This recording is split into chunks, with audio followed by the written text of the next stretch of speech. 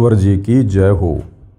परमपिता परमात्मा सारी सृष्टि के रचनहार, कुल मालिक, असंख्य ब्रह्मांडों के स्वामी, जगत गुरु, तीनों लोकों में प्रवेश करके सबका धारण पोषण करने वाले, राजाधीराज, आत्माधार, नाथों के नाथ, देवों के देव महादेव, सर्वेश्वर, महेश्वर, मृत्युंजय, अजरो अमर, आदि अनादि, सनातनी प्रभु, जगत पिता जगदीश्वर, श्री श्री 1008 की उपाधि के वास्तविक अधिकारी, अकाल मूरत शब्द स्वरूपी राम, वासुदेव, सर्वगतम ब्रह्म, परम पूज्य, प्रथम पूज्य, परम संत, परम पुरुष, परम धनी, परम दयालु, सत्य कबीर, हक्का कबीर, अल्लाहु कबीर, अल्लाहु अकबर, बाखबर, अल्लाह ताला, जगत के तारणहार, जगत के मुक्तिदाता, जगत के जगन्नाथ, हारे के सहारे, हिंदुओं के राम, मुसलमानों के अल्लाह, सिखों के वायुगुरु, ईसाइयों के मसीह, दया के सागर दयानिधि, करुणा के सागर करुणानिधि, स्वयंभू परिभू, संकट मोचन, कष्ट हरण, मंगल करण, दुख भंजन, अविगत कबीर, निर्विकार निर्विषम परमात्मा, अलय अलेख सतगुरु, आदि अनादि सतगुरु, असली मर्यादा पुरुषोत्तम, असली राम, असली कृष्ण, असली घनश्याम, असली मुरारी, राजाओं के राजा, महाराजाओं के महाराजा, शहंशाहों के शहंशाह, सम्राटों के सम्राट, भगवानों के भगवान, अल्लाहों के अल्लाह, प्रभुओं के प्रभु, मसीहाओं के मसीह, सच्चे वाहिगुरु, बाबाओं के बाबा, पीरों के पीर, सेठों के सेठ, जगत सेठ, सावड़सा सेठ, सर्वगुण संपन्न, अनंत कोटि कलाओं के स्वामी, अनंत कोटि ब्रह्मांडों के नायक, योगियों में महायोगी, ध्यानियों में महाध्यानी, सिद्धों में परम सिद्ध, ज्ञानियों में तत्व ज्ञानी, ब्रह्म ज्ञानी, महाज्ञानी, परम ज्ञानी, सर्वश्रेष्ठ ज्ञानी, विज्ञानी, युवा कबीर, समर्थ कबीर, असमवात, अमित ओजा, सच्चे रहनुमा, करीम अल्लाह, सुभान अल्लाह, दुनिया के अंतिम पैगंबर, 8 सितंबर 1951 से गांव धनाना, जिला सोनीपत, हरियाणा, भारतवर्ष की पावन भूमि पे प्रकट रियल कल्कि भगवान श्री नारायण साकार हरि, श्री बाबा साहेब, नूर अनंत परमात्मा, सच्चे दरवेश, सच्चे बाखबर, संत शिरोमणि सतगुरु रामपाल जी परमेश्वर जी के चरण कमल में आप और हम सभी भाई बहनों का अनंत कोटि दंडवत प्रणाम। सत्साई भाई और बहनों, बहुत बड़ी दया, बहुत बड़ी मेहर पूज्य गुरुदेव भगवान की, परमेश्वर रामपाल जी की, जिनके शुभ आशीर्वाद से, विशेष आशीर्वाद से, उनके सत्संगों के ऊपर बन चुकी पवित्र आध्यात्मिक पुस्तक कबीर बड़ा या कृष्ण के ऊपर वीडियो बनाने की श्रृंखला जारी है। इसी श्रृंखला में आज हमारा ये 9वें नंबर का वीडियो है और इस पवित्र पुस्तक कबीर बड़ा या कृष्ण के ऊपर बन चुके प्रत्येक वीडियो में हमें अध्यात्म को लेकर, भक्ति मार्ग को लेकर, भक्ति और भगवान को लेकर विशेष जानकारियाँ प्राप्त हुई है। जिन जानकारियों की प्राप्ति के लिए, जिस परमेश्वर की प्राप्ति के लिए, जिस परमेश्वर की खोज में हम आत्माएं युगों युगों से भटक रही थी, अब कहीं जाकर सदियों बाद हमारी वो तड़फ, हमारी वो कशक, हमारी वो प्यास पूरी हुई है।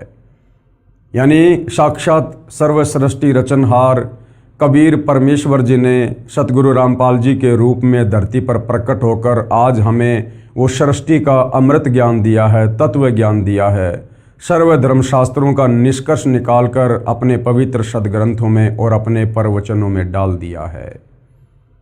तो भाई और बहनों, ये जो पवित्र पुस्तक कबीर बड़ा या कृष्ण है, ये सर्व धर्मशास्त्रों के सर्व ज्ञान से प्रमाणित है। विशेषकर हिंदू धर्म के 4 वेद, पवित्र गीता जी और 18 पुराण।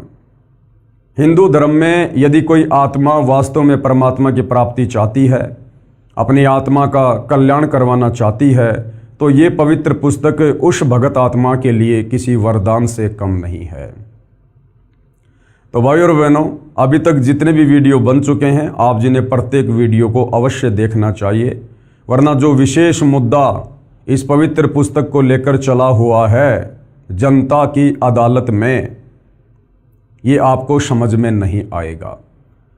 और जनता की अदालत में जज कौन है? खुद जनता ही जज है, क्योंकि वर्तमान में जनता शिक्षित है, सर्वधर्मशास्त्रों से परिचित है। अपनी आंखों देखकर शिक्षित जनता निर्णय कर सकती है कि हमारे पवित्र सदग्रंथों में क्या लिखा हुआ है और हमारे ही धर्मगुरु इन्हीं सदग्रंथों के विपरीत हमें क्या ज्ञान बता रहे हैं।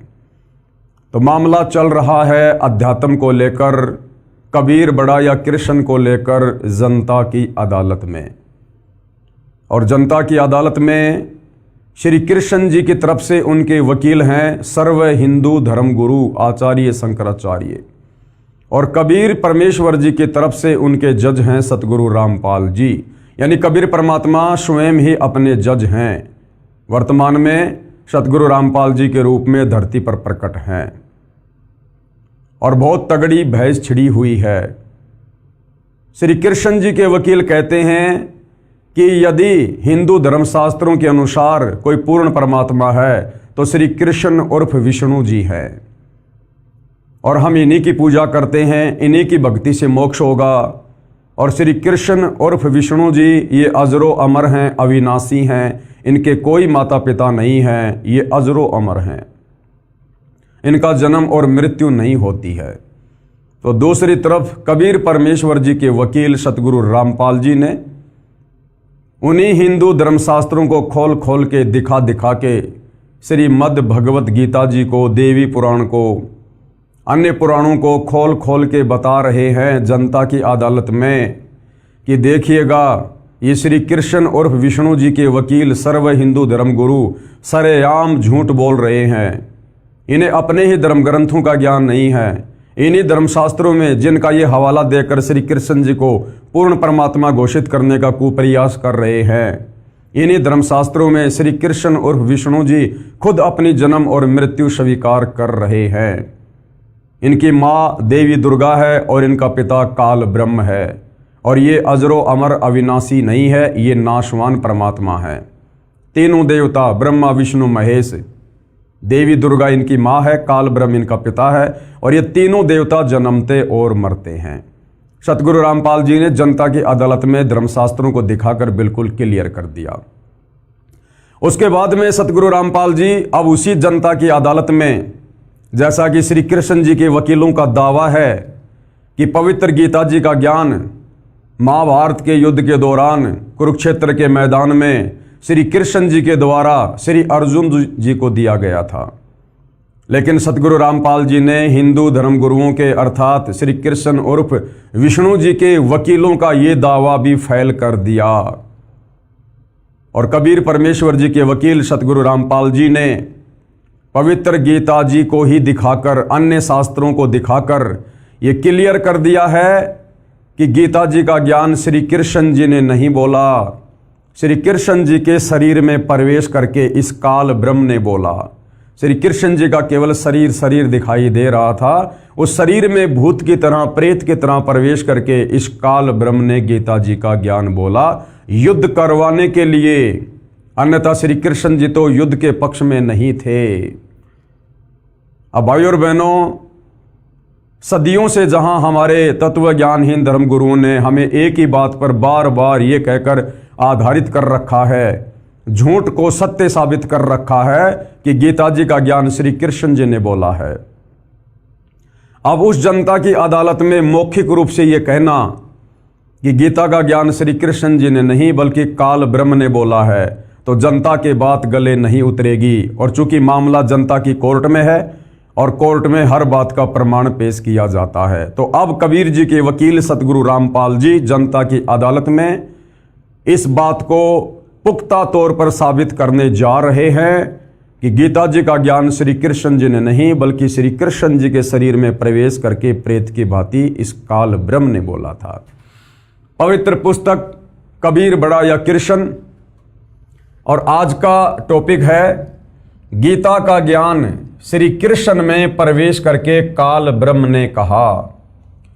कबीर जी का वकील यानी कबीर जी के वकील सतगुरु रामपाल जी क्या कह रहे हैं? दास यानी सतगुरु रामपाल जी अपने लिए कह रहे हैं कि दास श्री कृष्ण जी के वकील साहिबानों से अदालत में पुनः जानना चाहता हूं कि बताइए श्रीमद् भगवत गीता का ज्ञान किसने कहा? कबीर जी के वकील भरी अदालत में जनता के सामने और हिंदू धर्मगुरुओं से जो श्री कृष्ण जी की तरफ से उनको परमात्मा कह के वकालत कर रहे हैं, उन्हीं से जानना चाह रहे हैं कि श्रीमद् भगवत गीता का ज्ञान किसने कहा। तो श्री कृष्ण जी के वकीलों का क्या कहना है। कृष्ण जी के वकील अर्थात हिंदू धर्मगुरु क्या कह रहे हैं, इस बात को तो बच्चा भी जानता है कि श्रीमद् भगवत गीता का ज्ञान श्री कृष्ण जी ने अर्जुन को बताया। अब कबीर जी के वकील क्या कह रहे हैं। कबीर जी के वकील, लगता है कि श्री कृष्ण जी के वकील साहिबानों को अपने ही सदग्रंथों का ज्ञान नहीं है, यानी हिंद धर्म गुरुओं को अपने ही धर्म ग्रंथों का ज्ञान नहीं है, इसलिए सब उआबाई बोल रहे हैं, स्वयं भी भ्रमित हैं तथा अदालत को भी भ्रमित करना चाहते हैं। और आगे क्या बताया, श्री कृष्ण जी के वकीलों को कबीर जी के वकील सतगुरु रामपाल जी ने दास प्रमाणों सहित पेश करता है सदग्रंथों की सच्चाई जो इस प्रकार है। भाइयों और बहनों, हिंदू धर्म के ऊपर बहुत बड़ा महा उपकार सतगुरु रामपाल जी कर रहे हैं।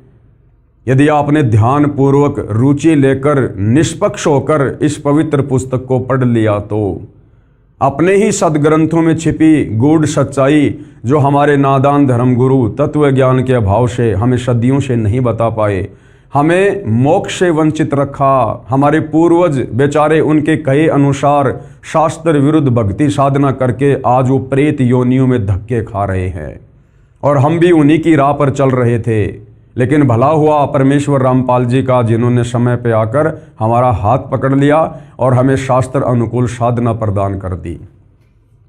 तो क्या कह रहे हैं सतगुरु रामपाल जी, ध्यान से देखिएगा भाई और बहनों एक एक पॉइंट को। श्रीमद् भगवत गीता का ज्ञान श्री कृष्ण जी ने नहीं कहा, उनके शरीर के अंदर प्रेतवत यानी भूत की तरह प्रवेश करके काल ब्रह्म कौन है, ये दुर्गा का पति, ब्रह्मा विष्णु महेश का पिता, इसको ज्योति निरंजन भी कहते हैं, इसने बोला है। क्यों बोला है, क्योंकि इसको श्राप लगा हुआ है 1 लाख मानव शरीरधारी आत्माओं के सूक्ष्म शरीर से निकली वासना को खाने का, इसलिए इसकी मजबूरी है, इसको प्रतिदिन 1 लाख चाहिए। तो किसी भी तरह से किसी भी कुप्रेरणा करके प्रवेश करके ये अपने भोजन की व्यवस्था करता ही करता है।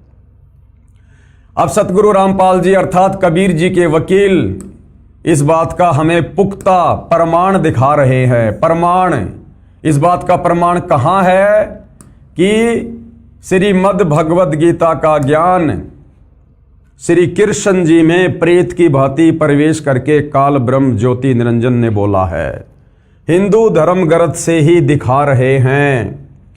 महाभारत ग्रंथ में लिखा है कि महाभारत के युद्ध के बाद युधिष्ठिर जी को राजगद्दी पर बैठाकर श्री कृष्ण जी ने द्वारका जाने की तैयारी की, तो अर्जुन ने कहा कि आप एक सत्संग करके जाना, क्योंकि श्री कृष्ण जी 5 पांडवों के गुरु जी थे, धार्मिक गुरु जी। तो महाभारत के युद्ध के बाद युधिष्ठिर को राजगद्दी पर बैठाकर और श्री कृष्ण जी ने कहा कि भैया अब मैं द्वारिका जाऊंगा। तो उसी समय अर्जुन ने कहा कि भगवान द्वारिका जाने से पहले एक बार आप मुझे वो गीता जी का ज्ञान फिर से सुना दो, जो गीता जी का ज्ञान आपने युद्ध के दौरान बताया था, लेकिन बुद्धि दोष के कारण मैं भूल चुका हूं, मुझे याद नहीं है। आप एक छोटा सा सत्संग करके जाओ, आप एक सत्संग करके जाना, मेरे को गीता वाला ज्ञान फिर से बताना जो आप जी ने युद्ध के समय बताया था, मैं भूल गया हूं। श्री कृष्ण जी ने कहा कि अर्जुन तू बड़ा बुद्धिहीन है। अब देखना भाइयों और बहनों, समझ में आएगा कि गीता जी का ज्ञान युद्ध के समय श्री कृष्ण जी ने बोला था या श्री कृष्ण जी में प्रवेश करके काल बोल रहा है।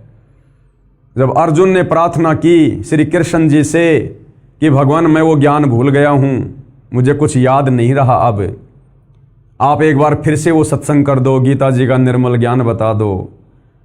तो खुद श्री कृष्ण जी क्या कह रहे हैं कि अर्जुन तू तो बड़ा बुद्धिहीन है, तूने ऐसे निर्मल ज्ञान को याद क्यों नहीं रखा।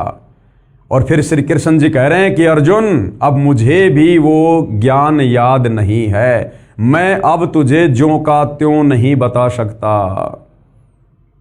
उस समय तो मैं योग युगत होकर तुझे ज्ञान बता रहा था।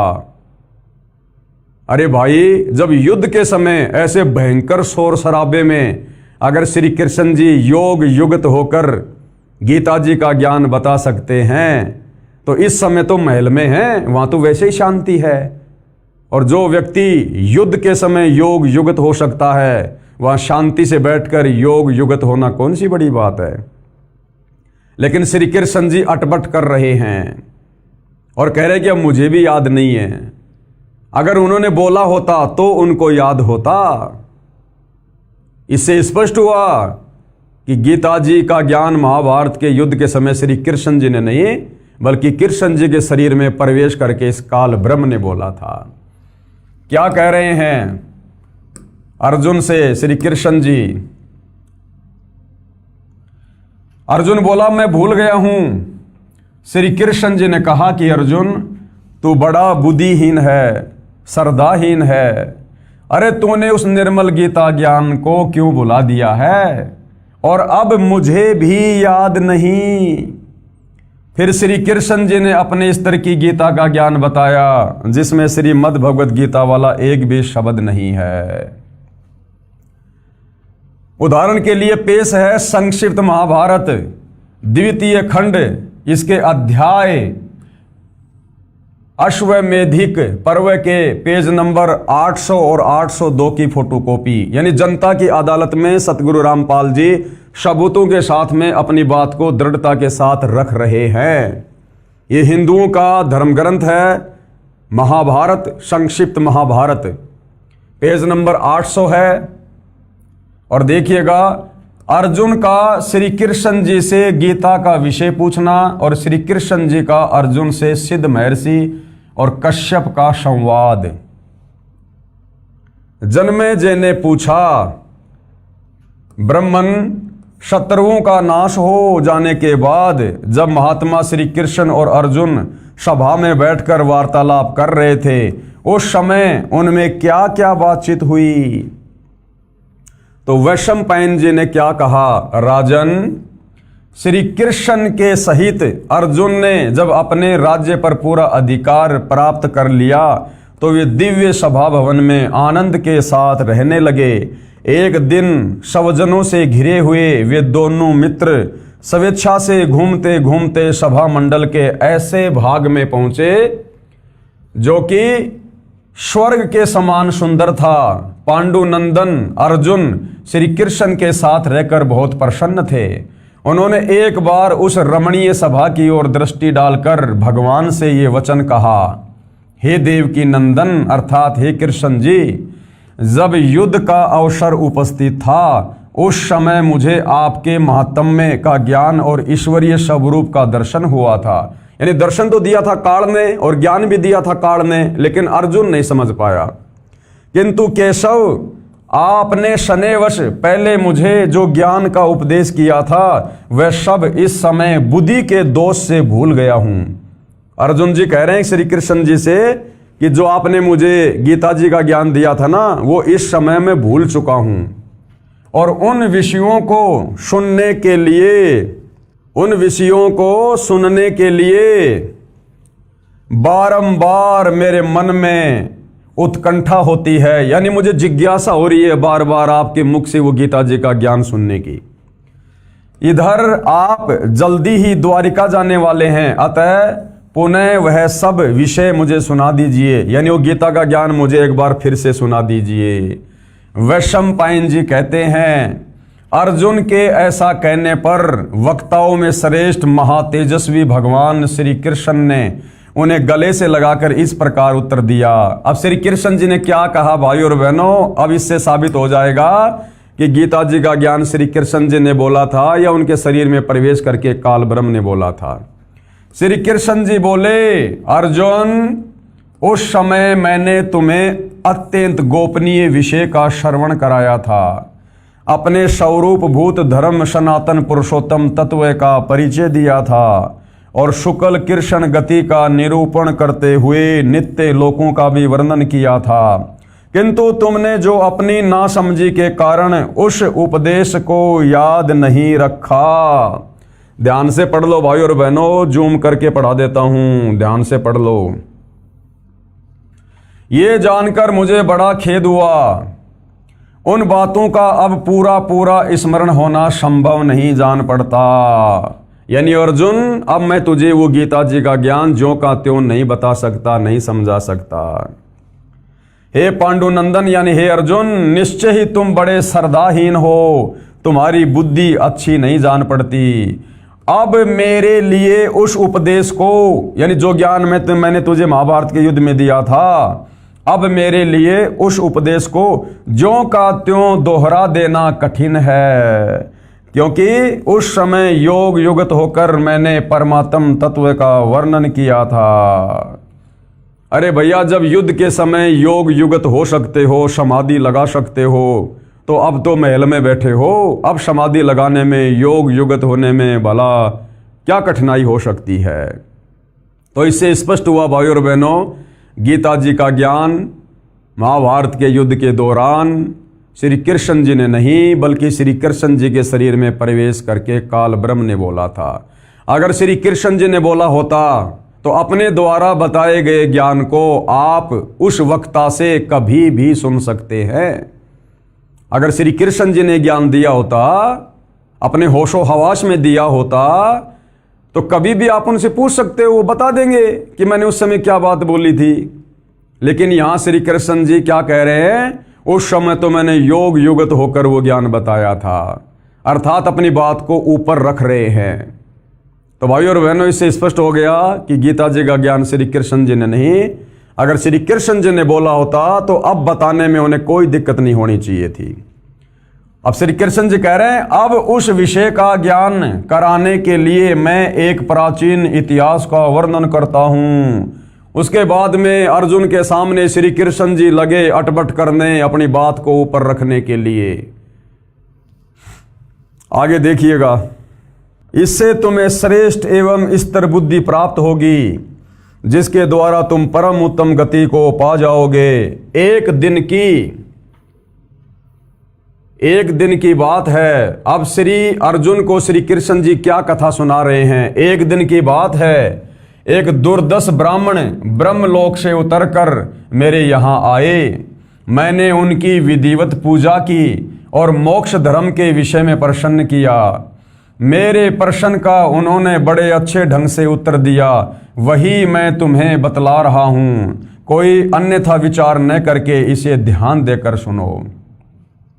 अर्थात श्री कृष्ण जी को स्वयं मोक्ष विषय की जानकारी नहीं है, तभी तो कह रहे हैं कि मेरे पास एक बार ब्रह्मलोक से एक दुर्दश नाम के ब्राह्मण आए और मैंने उनसे मोक्ष के विषय में पूछा, सवाल किया, और उन्होंने मुझे जैसा मोक्ष के विषय में बताया, मुक्ति के विषय में बताया, वो ज्ञान मैं तुम्हें बताता हूं।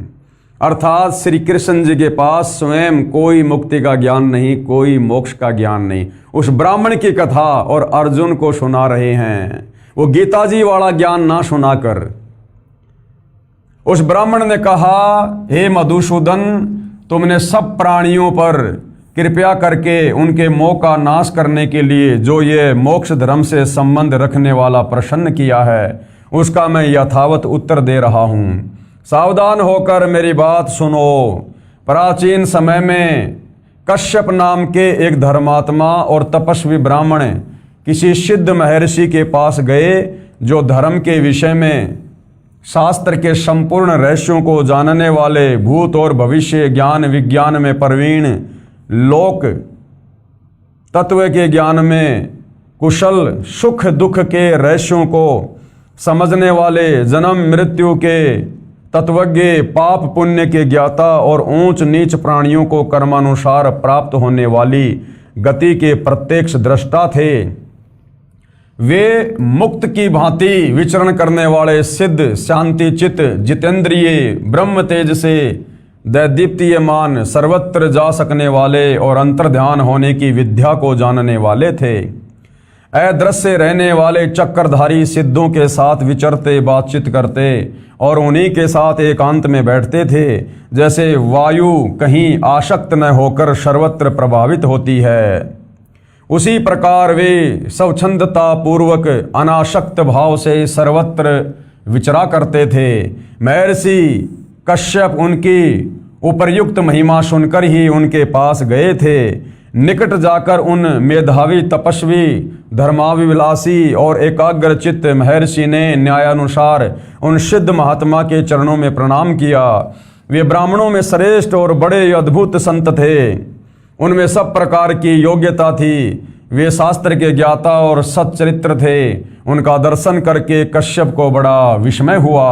वे उन्हें गुरु मानकर उनकी सेवा में लग गए और अपनी विशेष शुश्रूषा, गुरु भक्ति तथा श्रद्धा भाव के द्वारा उन्होंने उन सिद्ध महात्मा को संतुष्ट कर लिया।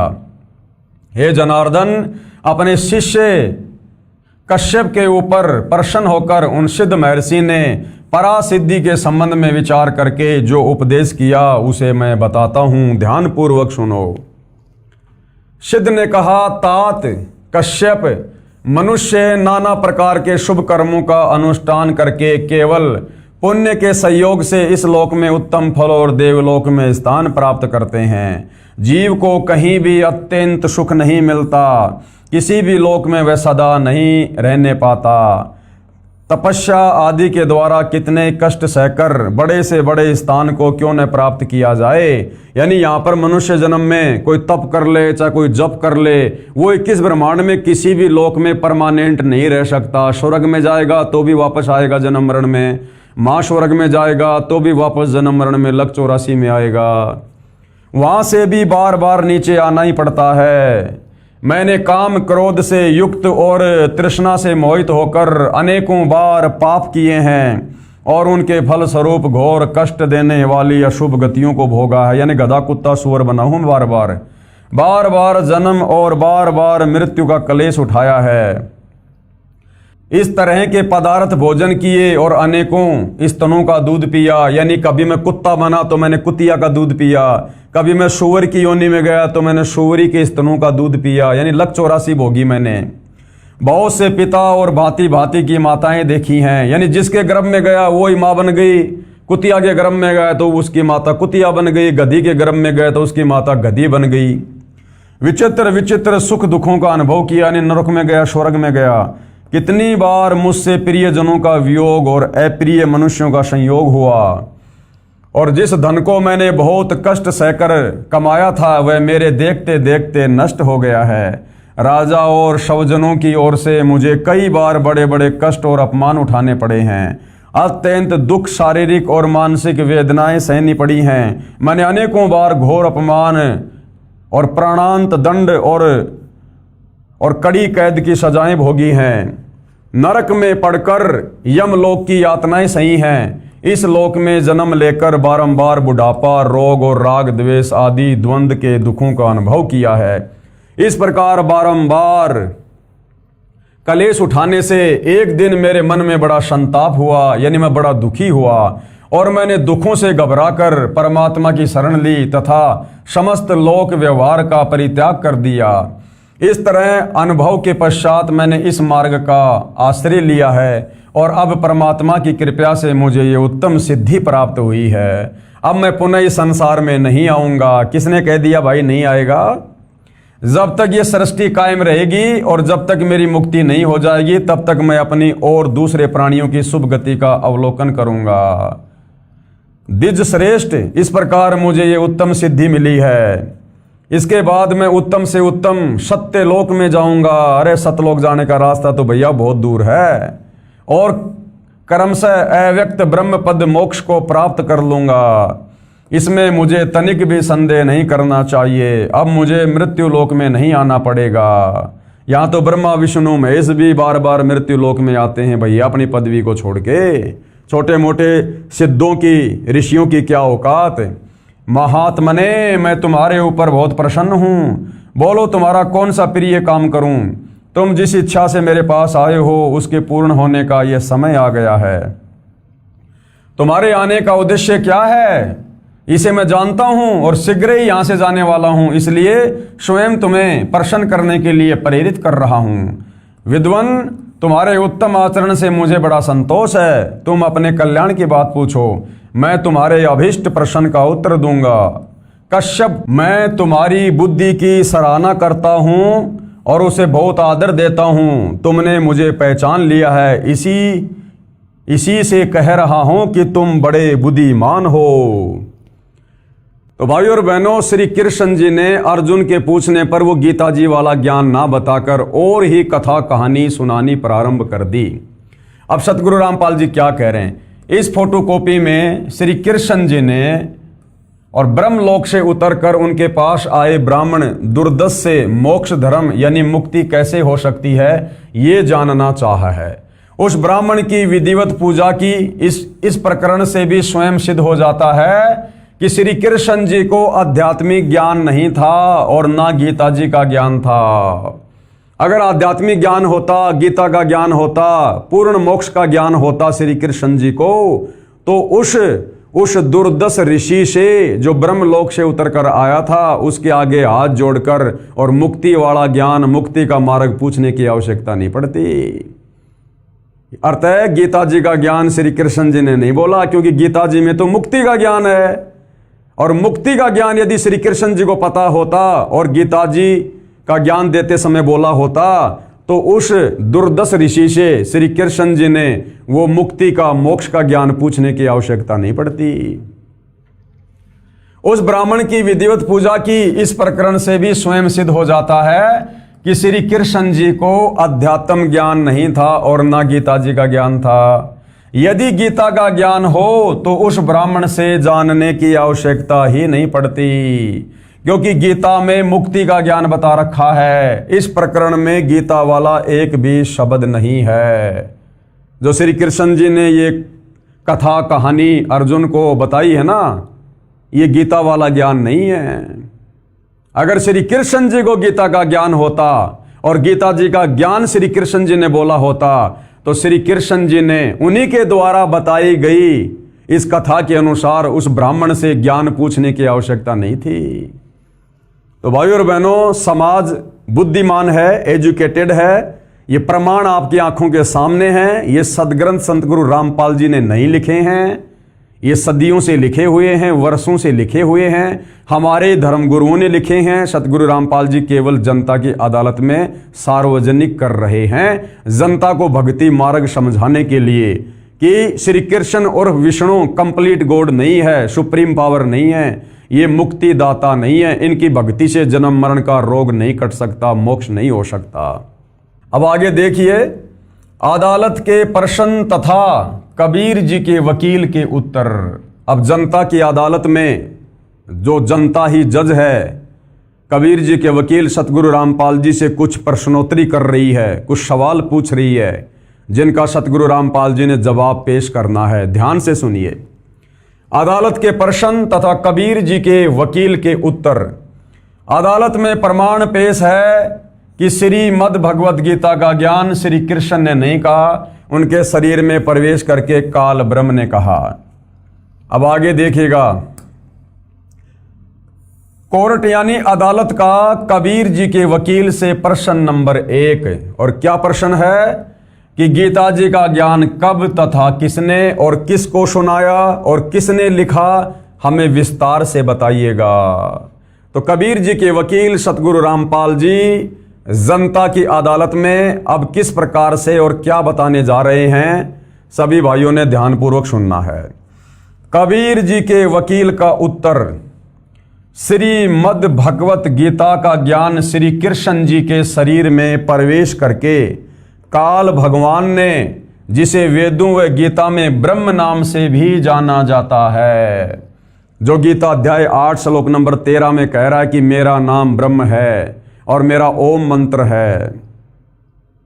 उस ब्रह्म ने, जो दुर्गा का पति है, ब्रह्मा विष्णु महेश का पिता है, जिसे प्रतिदिन 1 लाख मानव शरीरधारी आत्माओं को खाने का, उनके सूक्ष्म शरीर से निकली वासना को खाने का श्राप लगा हुआ है, उस काल ब्रह्म ने श्री कृष्ण जी के शरीर में प्रेत की भांति प्रवेश करके गीता जी का ज्ञान बोला।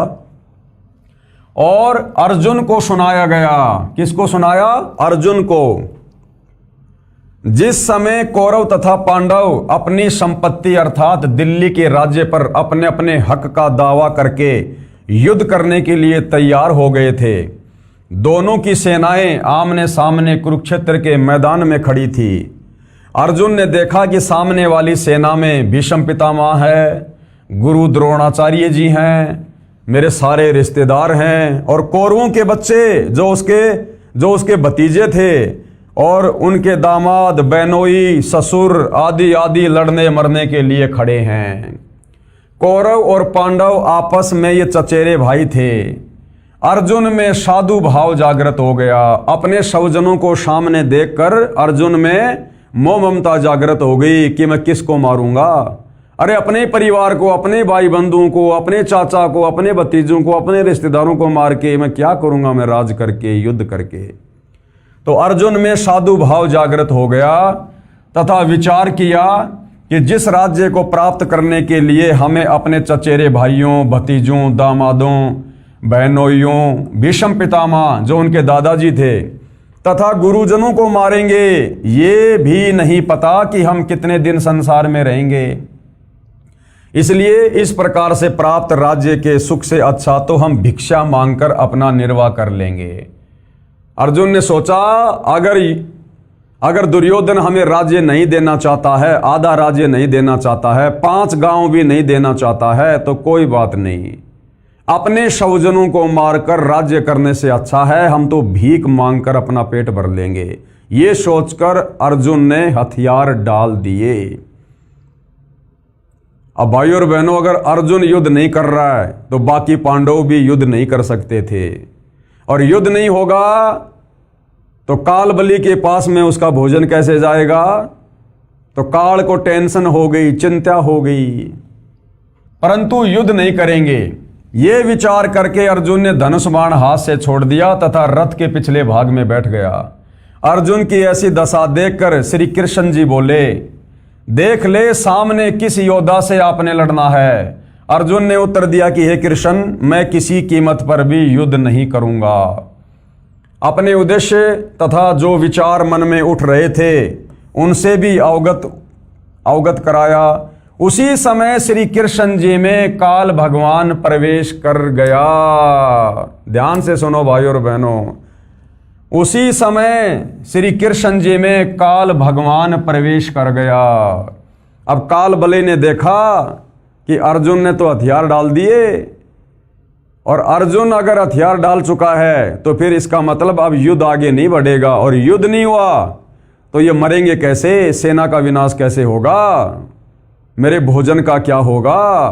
तो उसी समय वो काल ब्रह्मा विष्णु महेश का पिता, दुर्गा का पति, श्री कृष्ण जी में प्रवेश कर जाता है। जैसे किसी भाई बहन में प्रेत या भूत प्रवेश कर जाता है, उसके बाद उस भाई या बहन को नहीं पता होता मैं क्या बोल रहा हूं, मैंने क्या क्या बोला। उसको तो बाद में लोग बताते हैं कि तूने ये बातें बोली थी। तो उसी समय युद्ध करवाने के लिए और श्री कृष्ण जी में प्रेत की भांति वो काल प्रवेश कर जाता है। जैसे प्रेत किसी अन्य व्यक्ति के शरीर में प्रवेश करके बोलता है, ऐसे ही काल ने श्री कृष्ण के शरीर में प्रवेश करके श्रीमद् भगवद गीता का ज्ञान युद्ध करने की प्रेरणा करने के लिए, तथा कलयुग में वेदों को जानने वाले व्यक्ति नहीं रहेंगे, इसलिए चारों वेदों का संक्षिप्त वर्णन व सारांश गीता ज्ञान रूप में 18 अध्यायों में 584 श्लोकों में सुनाया। श्रीमद् भगवद गीता में कुल 700 श्लोक हैं, जिनमें से 584 काल ब्रह्म ने श्री कृष्ण के शरीर में प्रवेश करके बोले थे, युद्ध करवाने के लिए, डराने धमकाने के लिए। शेष संजय धृतराष्ट्र संवाद के श्लोक हैं। श्री कृष्ण को तो पता ही नहीं था कि मैंने क्या बोला था गीता ज्ञान में, तभी तो अर्जुन से कह रहा था कि अर्जुन, अब उस ज्ञान को मैं भी ज्यों का त्यों तुझे नहीं सुना सकता। कुछ वर्षों के बाद वेद व्यास ऋषि ने इस अमृत ज्ञान को, यानी गीता जी के ज्ञान को संस्कृत भाषा में अर्थात देवनागरी लिपि में लिखा। बाद में अनुवादकों ने अपनी अपनी बुद्धि के अनुसार इस पवित्र ग्रंथ का हिंदी तथा अन्य भाषाओं में अनुवाद किया, जो वर्तमान में गीता प्रेस गोरखपुर यूपी से प्रकाशित किया जा रहा है, जो कुछ गलत और कुछ ठीक है, क्योंकि उन अनुवादकों ने अपने अपने हिसाब से जैसा उनको समझ में आया उस हिसाब से उन्होंने अनुवाद कर दिया। और गीता अनुवादकों ने किस प्रकार से बहुत सारी जगह अर्थों का अनर्थ कर रखा है, ये भी कबीर जी के वकील सतगुरु रामपाल जी ने आपको इसी पवित्र पुस्तक कबीर बढ़ाया कृष्ण में पहले दिखाया है।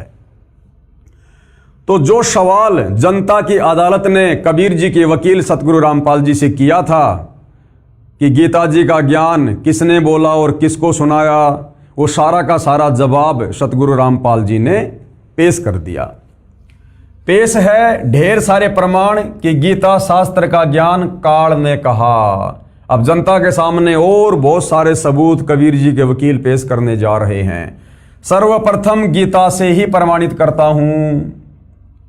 अब देखिएगा, प्रमाण नंबर 1, गीता अध्याय 11 में प्रमाण है कि जब गीता ज्ञानदाता ने अपना विराट रूप दिखा दिया तो उसको देखकर अर्जुन भयभीत हो गया, कांपने लगा। यहां पर यह बताना भी अनिवार्य है कि अर्जुन का साला था श्री कृष्ण। श्री कृष्ण जी कौन थे? ये अर्जुन का साला था, क्योंकि श्री कृष्ण जी की बहन सुभद्रा की शादी अर्जुन से हुई थी। तो रिश्ते में ये गुरु और शिष्य भी थे और रिश्ते में ये साला और जीजा भी थे। यहां पर यह बताना भी अनिवार्य है कि अर्जुन का साला था श्री कृष्ण, क्योंकि श्री कृष्ण की बहन सुभद्रा का विवाह अर्जुन से हुआ था। गीता ज्ञानदाता ने हिंदू समाज जिसे श्री कृष्ण उर्फ विष्णु मानता है, जिस समय अपना भयंकर विराट रूप दिखाया जो 1000 भुजाओं वाला था, तब अर्जुन ने पूछा कि हे देव, आप कौन हैं? गीता अध्याय 11 श्लोक 31 में, गीता अध्याय 11 श्लोक नंबर 31 में यह प्रमाण है कि जब अर्जुन को विराट रूप दिखाया गया श्री कृष्ण जी में प्रवेश करके इस काल ब्रह्म के द्वारा, तो अर्जुन को तो नहीं पता चला, क्योंकि उसे तो श्री कृष्ण दिखाई दे रहा था।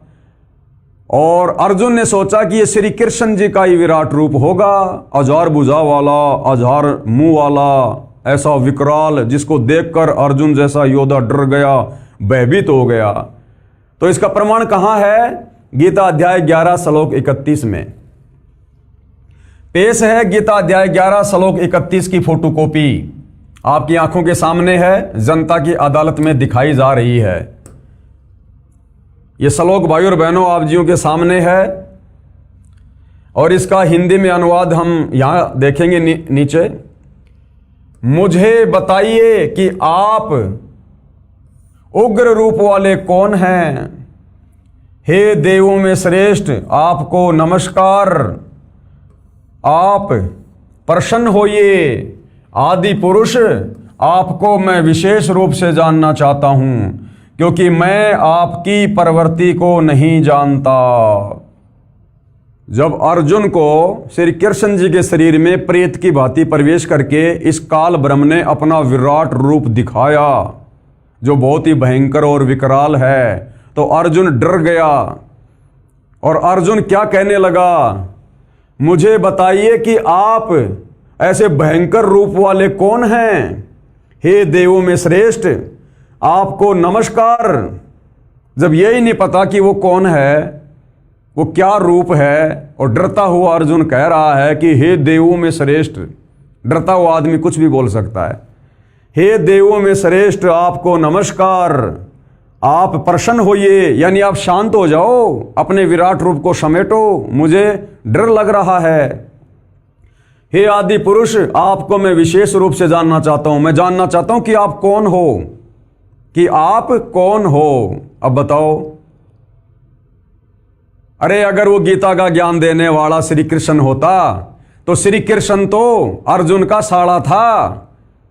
क्या अर्जुन अपने साले को भी नहीं पहचानता जो उस समय कह रहा है कि आप कौन हो? मैं विशेष रूप से जानना चाहता हूं, क्योंकि वो काल था और उसने अपना विराट रूप दिखाया था जिसको अर्जुन ने पहले नहीं देखा था।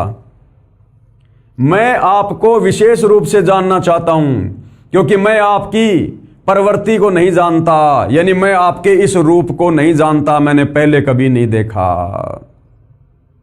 अर्थात गीता जी का ज्ञान श्री कृष्ण जी ने नहीं, अगर श्री कृष्ण जी ने बोला होता तो श्री कृष्ण जी को तो अर्जुन भली भांति जानता था, पहचानता था। अर्जुन श्री कृष्ण का जीजा था, अपने साले को कौन भूल जाएगा। अर्थात श्री कृष्ण जी में प्रवेश करके अर्जुन को डराकर धमकाकर वो अपना वो उग्र रूप दिखाकर और युद्ध के लिए वो तैयार कर रहा था। तो ये अध्याय कौन सा है? अध्याय 11 श्लोक नंबर 31। अब जब श्री अर्जुन जी ने इस प्रकार का सवाल किया, गीता अध्याय 11 श्लोक 46, हे सहस्त्र बाहु, हे हजार भुजा वाले। अर्जुन क्या कह रहा है? वो विराट रूप देखकर गीता अध्याय 11 श्लोक नंबर 46 में अर्जुन कह रहा है, हे सहस्त्रा बाहु, अर्थात हजार भुजा वाले। अब भाइयों और बहनों, आप हिंदू धर्म के श्रद्धालु बहुत भोले हो, आपको अपने शास्त्रों का ज्ञान नहीं, अपने भगवानों की स्थिति के विषय में ज्ञान नहीं। तो कम से कम जो धर्म गुरु हैं वो तो ध्यान दो इस बात पर। अरे श्री कृष्ण उर्फ विष्णु ये ज्यादा से ज्यादा 4 भुजा बना सकता है, 4 हाथ है, क्योंकि ये 4 भुजा के भगवान है, ब्रह्मा विष्णु महेश। कम से कम 2 भुजा बना सकते हैं, ज्यादा से ज्यादा 4। ये मात्र 16 कला के भगवान हैं। अगर गीता जी का ज्ञान श्री कृष्ण उर्फ विष्णु बोल रहा होता तो फिर ये हजार भुजा वाला कौन था? ये हजार कला का स्वामी तो काल है, काल ब्रह्म। अगर श्री कृष्ण उर्फ विष्णु ने गीता जी का ज्ञान बोला होता और अपना विराट रूप दिखाया होता तो श्री कृष्ण उर्फ विष्णु तो 4 हाथ से ज्यादा हाथ नहीं बना सकता। और यहां पर अर्जुन ने क्या देखा? हजार भुजा, हजार मुंह, हजार नेत्र। तो किसने बोला गीता जी का ज्ञान? श्री कृष्ण जी में प्रवेश करके हजार कला के स्वामी इस काल ब्रह्म ने, दुर्गा के पति ने, ब्रह्मा विष्णु महेश के पिता ने। यह प्रमाण है गीता अध्याय 11 श्लोक 46। अर्जुन खुद कह रहा है, हे सहस्त्रा बाहु यानी हजार भुजा वाले, आप अपने चतुर्भुज रूप में दर्शन दीजिए। अर्जुन डर कर कह रहा है कि आप मुझे उसी अपने शांत रूप में दर्शन दीजिए। अर्जुन ने सोचा ये श्री विष्णु जी हैं, क्योंकि अर्जुन उन्हें विष्णु अवतार श्री कृष्ण तो मानता ही था, परंतु उस समय श्री कृष्ण जी के शरीर से बाहर निकलकर काल ने अपना अपार विराट रूप दिखाया था। और अर्जुन क्या बोला? मैं भयभीत हूं, आपके इस रूप को सहन नहीं कर पा रहा हूं। अरे भगवान के विराट रूप को देखकर कोई डरता है क्या? क्या भगवान का ऐसा डरावना रूप होता है जो अर्जुन जैसा योद्धा डर के मारे कांप रहा है? क्या ऐसा भगवान होता है? क्या करोगे ऐसे भगवान की भक्ति करके जिसका चेहरा देख के डर लगता आदमी को? तो ये काल था, ये इसका काल रूप था, इसका विराट रूप था। इस काल का चेहरा बहुत विकराल बताया गुरुदेव भगवान ने। ओछा माथा, लंबे लंबे दांत, टेढ़ा मेढ़ा चेहरा, काला कलूटा शरीर, भयंकर विकराल, क्योंकि इसको श्राप लगा हुआ है कबीर परमेश्वर जी की तरफ से, जिस कारण से इसके विराट रूप को देखकर अर्जुन जैसा योद्धा भी डर गया, कांप गया। मैं भयभीत हूं, आपके इस रूप को सहन नहीं कर पा रहा हूं। अब कबीर जी के वकील सतगुरु रामपाल जी क्या कह रहे हैं अदालत में? ध्यान रहे, श्री विष्णु अर्थात श्री कृष्ण केवल 4 भुजा के युक्त हैं। ये केवल 4 भुजा के भगवान हैं, ज्यादा से ज्यादा 4 भुजा और कम से कम 2 भुजा बना सकते हैं, इससे ज्यादा नहीं। या ध्यान रहे, श्री विष्णु अर्थात श्री कृष्ण केवल 4 भुजा से युक्त हैं। ये 2 भुजा तो बना सकते हैं, परंतु 4 से अधिक का ये प्रदर्शन नहीं कर सकते। और वहां प्रदर्शन हो रहा था हजार भुजा का। और ये जो काल ब्रह्म है, ये काल ब्रह्म 1000 यानी सहस्त्र भुजा युक्त है। ये 1000 कला का स्वामी है। ये काल, ये ज्योति निरंजन, यह 1000 तथा इनसे नीचे भुजाओं का ये प्रदर्शन कर सकता है। चाहे तो 500 भुजा भी कर सकता है, 400 भी, 800 भी, 900 भी, लेकिन 1000 से ज्यादा भुजा यानी हाथ ये काल भी नहीं बना सकता, क्योंकि ये केवल 1000 भुजा का ही भगवान है। यह 1000 तथा इनसे नीचे भुजाओं का ये प्रदर्शन कर सकता है, 1000 भुजाओं से अधिक का ये प्रदर्शन नहीं कर सकता। 4 भुजा, 2 भुजा, 10 भुजा आदि आदि बना सकता है। शरीर में बने कमल चक्रों में भी इस काल ब्रह्म के चक्कर का नाम सहस्त्र कमल दल है, यानी 1000 कमल वाली पंखड़ियों का स्वामी।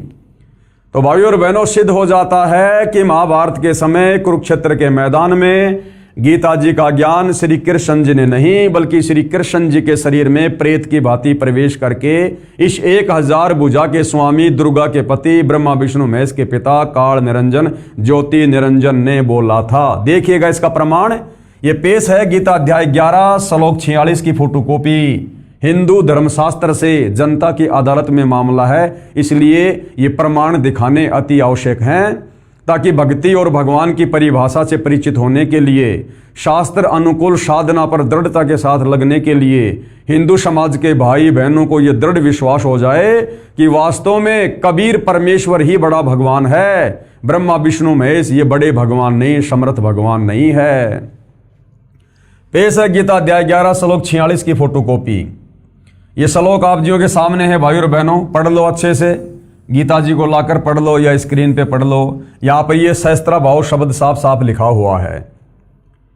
और देखिए अब अर्जुन क्या कह रहा है उस काल के विराट रूप को देखकर, मैं वैसे ही आपको मुकुट धारण किए हुए तथा गदा और शंख चक्र हाथ में लिए हुए देखना चाहता हूं। कि भाई मुझे तो डर लग रहा है तेरा ये 1000 भुजा वाला विराट विकराल रूप देखकर। मैं तो आपको उसी प्रकार से सिर पर मुकुट, हाथ में गदा, चक्र, सुदर्शन चक्र वगैरह धारण किए हुए देखना चाहता हूं। मैं भयभीत हूं, मैं डर रहा हूं। इसलिए हे विश्वरूप, हे सहस्त्र बाहो, हे 1000 भुजा वाले, हे सहस्त्र बाहो यानी 1000 भुजा वाले, आप उसी चतुर्भुज रूप से प्रकट होइए। तो 1000 भुजा वाला कौन? ये काल ब्रह्म श्री कृष्ण उर्फ विष्णु तो 1000 भुजा बना ही नहीं सकता, उसकी तो क्षमता ही नहीं है। वो तो कम से कम 2 और ज्यादा से ज्यादा 4 भुजा बना सकता है। तो गीता जी अध्याय 11 श्लोक नंबर 46 इस बात का प्रमाण है कि अर्जुन को जिस समय महाभारत के युद्ध में विराट रूप दिखाया गया था वो श्री कृष्ण जी ने नहीं दिखाया। वो श्री कृष्ण जी में प्रवेश करके अर्जुन को डरा धमकाकर युद्ध के लिए तैयार करने के लिए इस काल ब्रह्म ने दिखाया था। उसके बाद अर्जुन ने सोचा कि भैया मरना तो निश्चित है, अन्यथा ये इसका विराट रूप देखकर मैं वैसे ही मर जाऊंगा, इससे अच्छा तो मैं युद्ध ही कर लेता हूं। तो अर्जुन को युद्ध के लिए तैयार करना था, इसलिए इस काल ने श्री कृष्ण जी में प्रवेश करके अपना 1000 भुजा वाला विराट रूप दिखाया। विचारणीय विषय है कि क्या हम अपने साले से पूछेंगे कि हे महानुभाव बताइए आप कौन हैं?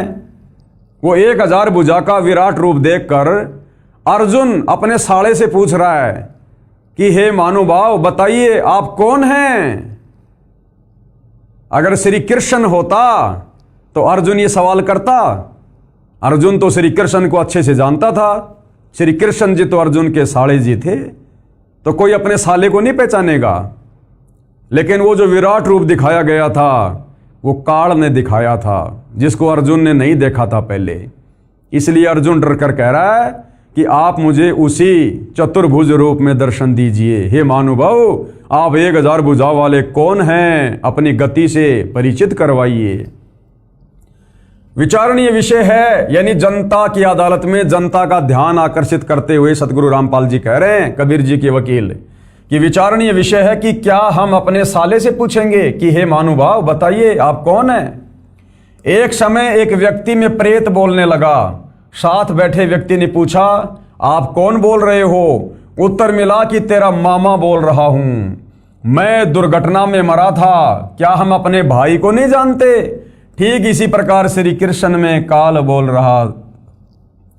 और दूसरा प्रमाण दिया है अब कबीर जी के वकील सतगुरु रामपाल जी ने जनता की अदालत में यह साबित करने के लिए कि श्रीमद् भगवद गीता का पवित्र ज्ञान कुरुक्षेत्र के मैदान में अर्जुन को श्री कृष्ण जी ने नहीं बल्कि श्री कृष्ण जी के शरीर में प्रेत की भांति प्रवेश करके काल ब्रह्म ने दिया है। श्री कृष्ण जी का तो केवल शरीर काम में लिया गया है। आगे देखिएगा प्रमाण नंबर 2, गीता अध्याय 11 श्लोक 21 में अर्जुन ने कहा कि आप तो देवताओं के समूह को खा रहे हैं, जो आपकी स्तुति हाथ जोड़कर भयभीत होकर कर रहे हैं। महर्षियों तथा सिद्धों के समुदाय आपसे अपने जीवन की रक्षार्थ मंगल कामना कर रहे हैं। अब क्या कहा अर्जुन ने गीता अध्याय 11 श्लोक नंबर 21 में कि हे सहस्त्राबाहु, आप तो इन बड़े बड़े ऋषि महात्मा सिद्धों को भी खा रहे हैं, क्योंकि ये काल है, सबको खाता है, किसी को नहीं छोड़ता, ये श्राप लगा हुआ है। तो अर्जुन कह रहा कि जो आपके ओम नाम का उच्चारण कर रहे हैं, आप ही की स्तुति कर रहे हैं, आप ही की भक्ति कर रहे हैं, आप ही की महिमा कर रहे हैं, आप तो उन अपने भक्तों को भी नहीं छोड़ रहे, आप तो उनको भी खा रहे हैं, तो आप कौन हैं? उसके बाद उसने क्या जवाब दिया कि मैं कौन हूं। गीता अध्याय 11 श्लोक 32 में गीता ज्ञान दाता ने बताया कि हे अर्जुन, मैं बड़ा हुआ काल हूं, अब परवर्त हुआ हूं, यानी अभी अभी प्रकट हुआ हूं, अर्थात श्री कृष्ण जी के शरीर में अब प्रवेश हुआ हूं। सर्व व्यक्तियों का नाश करूंगा, विपक्ष की सर्व सेना यानी जो कौरवों की सेना है उसका भी नाश करूंगा, तू युद्ध नहीं करेगा तो भी नष्ट हो जाएगी। तो भाइयों और बहनों, बिल्कुल क्लियर हो गया है अर्जुन के ऐसा पूछने पर, और श्री कृष्ण जी में प्रेत की भांति प्रवेश और अपना वो विराट रूप दिखा रहा काल ब्रह्म 1000 कला का स्वामी सहस्त्राबाहु क्या कह रहा है गीता अध्याय 11 श्लोक नंबर 32 में। आंख खोल के देख लीजिए श्री कृष्ण जी के वकील साहिबानों, आप कह रहे हो कि हम तो धर्मशास्त्रों के ज्ञाता हैं और गीता जी का ज्ञान श्री कृष्ण जी ने बोला है, बच्चा बच्चा जानता है। तो यह गीता अध्याय 11 श्लोक नंबर 32 में वो गीता ज्ञान बोलने वाला क्या कह रहा है? गीता अध्याय 11 श्लोक 32 में, अध्याय 11 श्लोक 32 में गीता ज्ञान दाता ने बताया कि हे अर्जुन, मैं बड़ा हुआ काल हूं। क्या श्री कृष्ण जी ने अपने जीवन काल में महाभारत के युद्ध से पहले कभी कहा कि मैं काल हूं? क्या महाभारत के युद्ध के बाद कभी श्री कृष्ण जी ने कहा कि मैं काल हूं? कभी नहीं कहा। और ना श्री कृष्ण जी काल थे। अरे श्री कृष्ण जी तो जब बांसुरी बजाया करते थे तो गाय वगैरह, पशु पक्षी वगैरह, गोपियां वगैरह, ग्वाल बाल मंत्र मुग्ध होकर उनके चरणों में बैठ जाया करते थे, आनंद लिया करते थे। वो भला काल कैसे हो सकते थे? तो यहां पर यह कहना गीता अध्याय 11 श्लोक 32 में गीता ज्ञान दाता के द्वारा कि मैं बढ़ा हुआ काल हूं, काल, और अभी परवर्त हुआ हूं, यानी अभी अभी श्री कृष्ण जी के शरीर में प्रवेश करके मैं तुझे अपना विराट रूप दिखा रहा हूं। गीता अध्याय 11 श्लोक 32 में गीता ज्ञानदाता ने बताया कि हे अर्जुन, मैं बढ़ा हुआ काल हूं और अब परवर्त हुआ हूं, अर्थात श्री कृष्ण के शरीर में अब प्रवेश हुआ हूं। अब आया हूं मैं और सर्व व्यक्तियों का नाश करूंगा। विपक्ष की सर्व सेना तू युद्ध नहीं करेगा तो भी नष्ट हो जाएगी। अब भाइयों और बहनों, जनता की अदालत में ऐसा ठोस सबूत पेश कर दिया गया है। जिसको भक्ति करनी होगी, जिसको परमात्मा चाहिए, वो तो चरण धो धो के पिएगा, सतगुरु रामपाल जी के चरण धो धो के। आगे देखिएगा, ये देखिए पेश है गीता अध्याय 11 श्लोक 21 व 32 की फोटोकॉपी। गीता अध्याय 11 श्लोक 21 में क्या है? ये श्लोक आप जियों के सामने है, आप जी पढ़ सकते हैं, देख सकते हैं, जिसमें अर्जुन कह रहा है कि जो आप ही की स्तुति कर रहे हैं, आप ही की महिमा कर रहे हैं, आपकी भक्ति कर रहे हैं, आप तो उन साधु संत सिद्ध महात्माओं को भी खा रहे हो। कुछ तो आपके मुंह में जा रहे हैं, कुछ आपकी दाढ़ी में लटके हुए हैं, आप तो अपनी भक्ति करने वालों को भी नहीं छोड़ रहे। देखिएगा वे ही देवताओं के समूह आप में प्रवेश करते हैं और कुछ भयभीत होकर हाथ जोड़े आपके नाम और गुणों का उच्चारण करते हैं तथा महर्षि और सिद्धों के समुदाय कल्याण हो ऐसा कहकर उत्तम उत्तम स्तोत्रों द्वारा आपकी स्तुति करते हैं।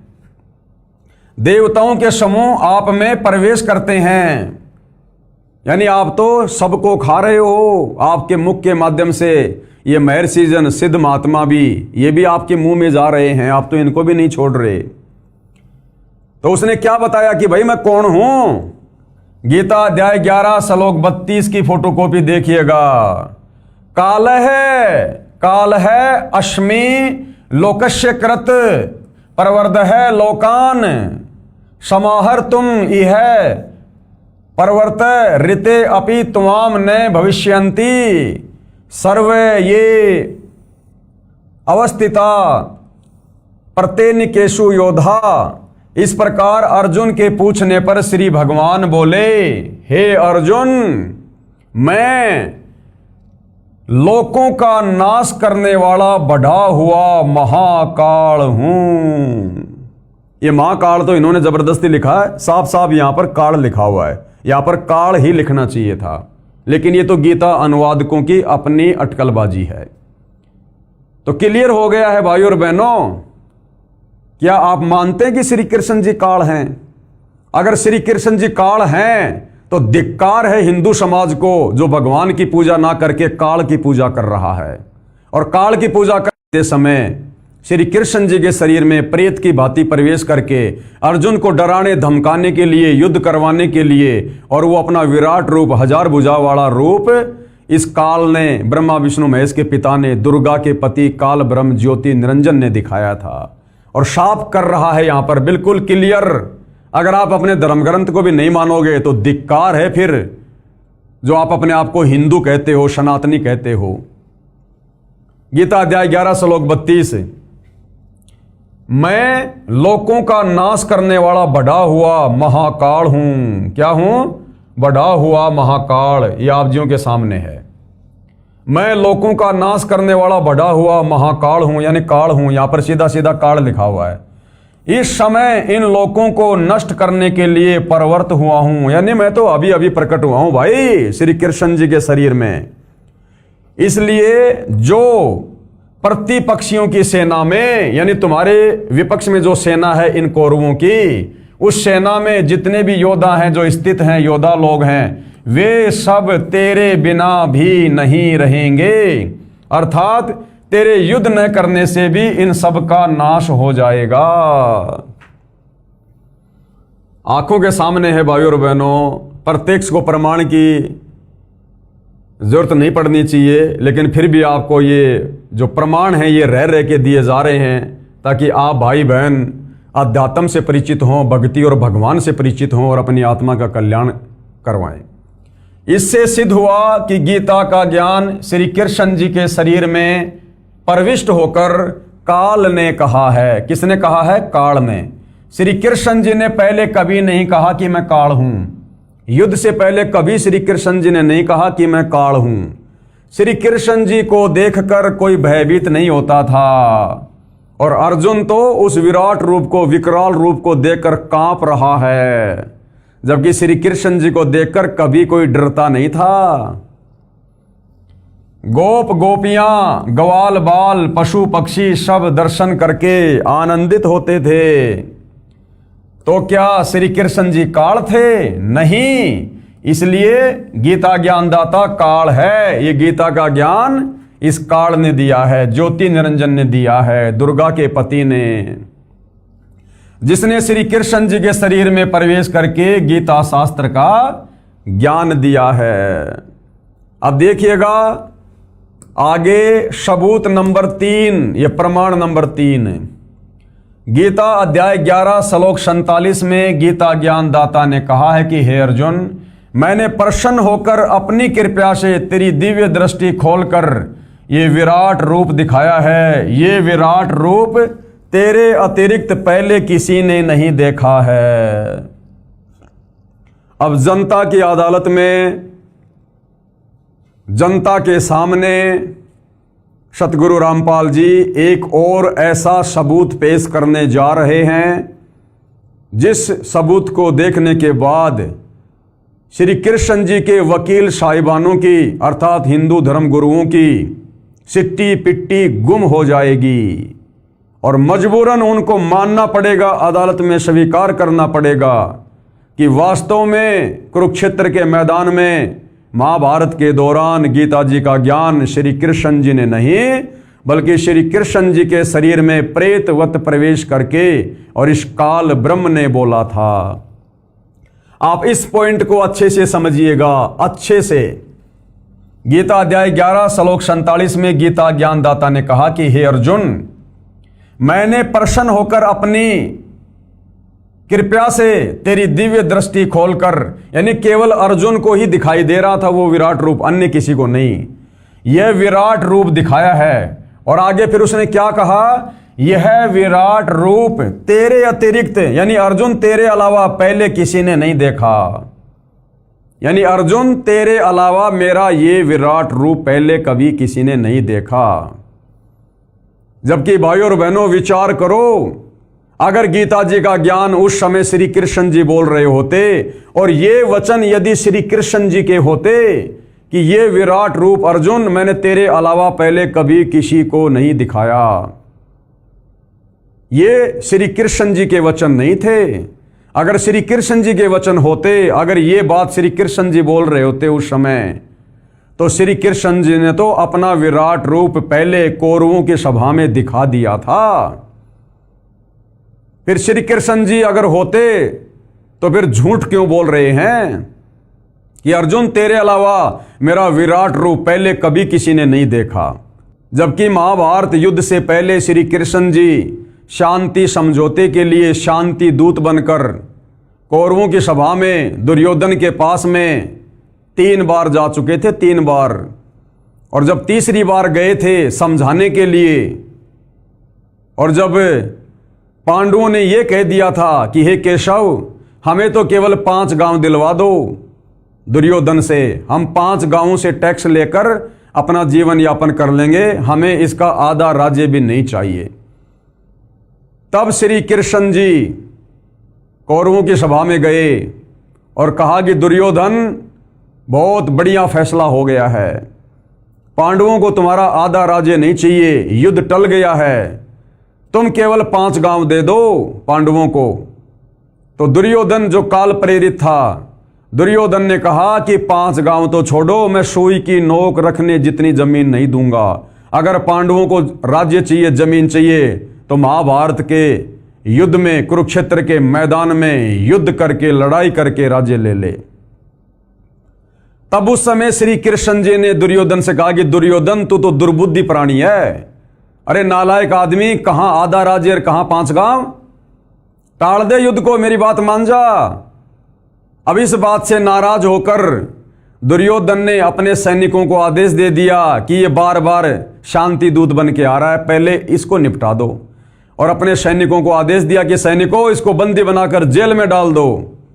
और जब वो सैनिक अपने हथियार निकालकर श्री कृष्ण जी को पकड़ने गए, उस समय श्री कृष्ण जी ने अपना विराट रूप दिखाया और उस तेजोमय रूप को देखकर उस प्रकाश को वहां उपस्थित लोग सहन नहीं कर पाए।